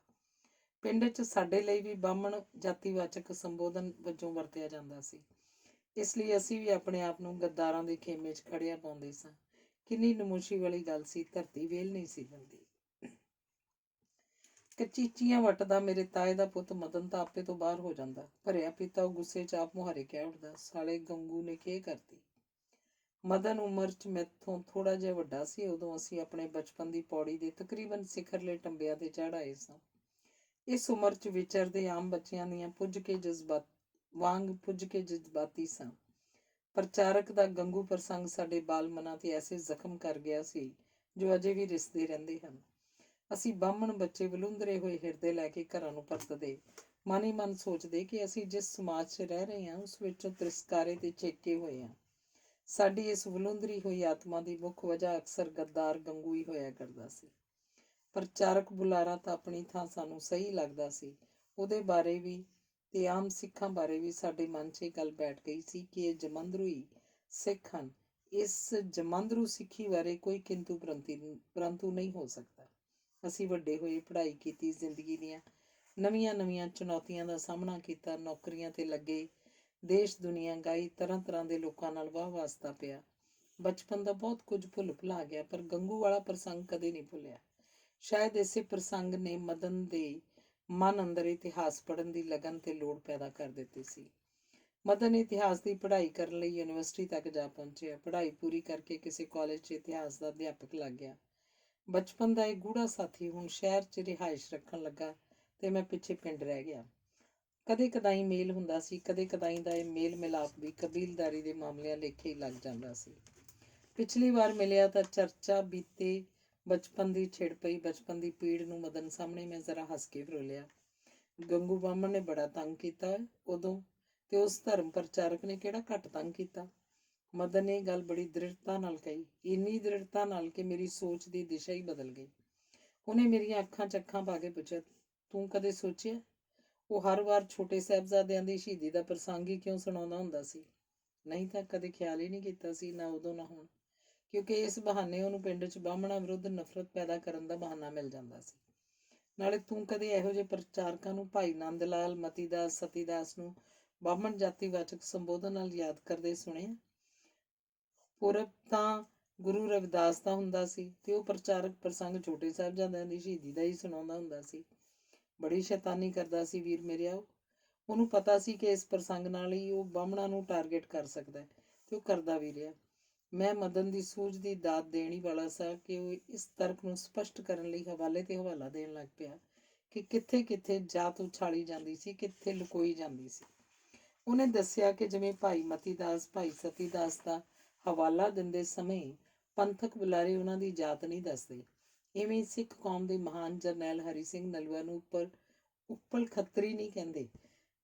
ਉਹਨੇ ਮੈਨੂੰ ਵੀ ਯਾਦ ਕਰਾਇਆ ਕਿ ਸਿੱਖ ਧਰਮ ਦੇ ਹੋਂਦ 'ਚ ਆਉਣ ਦੇ ਮੁੱਢਲੇ ਕਾਲ ਦੌਰਾਨ ਸਾਡੇ ਪਰਿਵਾਰਾਂ ਵਿੱਚੋਂ ਸਭ ਤੋਂ ਵੱਡੇ ਮੁੰਡੇ ਸਿੱਖ ਬਣਨ ਦੀ ਰਵਾਇਤ ਸ਼ੁਰੂ ਹੋਈ ਸੀ। ਇਹੋ ਸਿੱਖ ਸਨ ਜੋ ਜਰਵਾਣਿਆਂ ਨਾਲ ਟੱਕਰ ਲਿਆ ਕਰਦੇ ਸਨ। ਹੋਰ ਦੁਨੀਆ ਦੀ ਸਭ ਤੋਂ ਮਹਿੰਗੀ ਜ਼ਮੀਨ ਖਰੀਦ ਕੇ ਸਾਹਿਬਜ਼ਾਦਿਆਂ ਦੇ ਦਾਹ ਸੰਸਕਾਰ ਦਾ ਪ੍ਰਬੰਧ ਕਰਨ ਵਾਲਾ ਵੀ ਚੋਪੜਾ ਖੱਤਰੀ ਪ੍ਰਚਾਰਕ ਦੇ ਸ਼ਬਦਾਂ 'ਚ ਬਾਹਮਣ ਹੀ ਸੀ।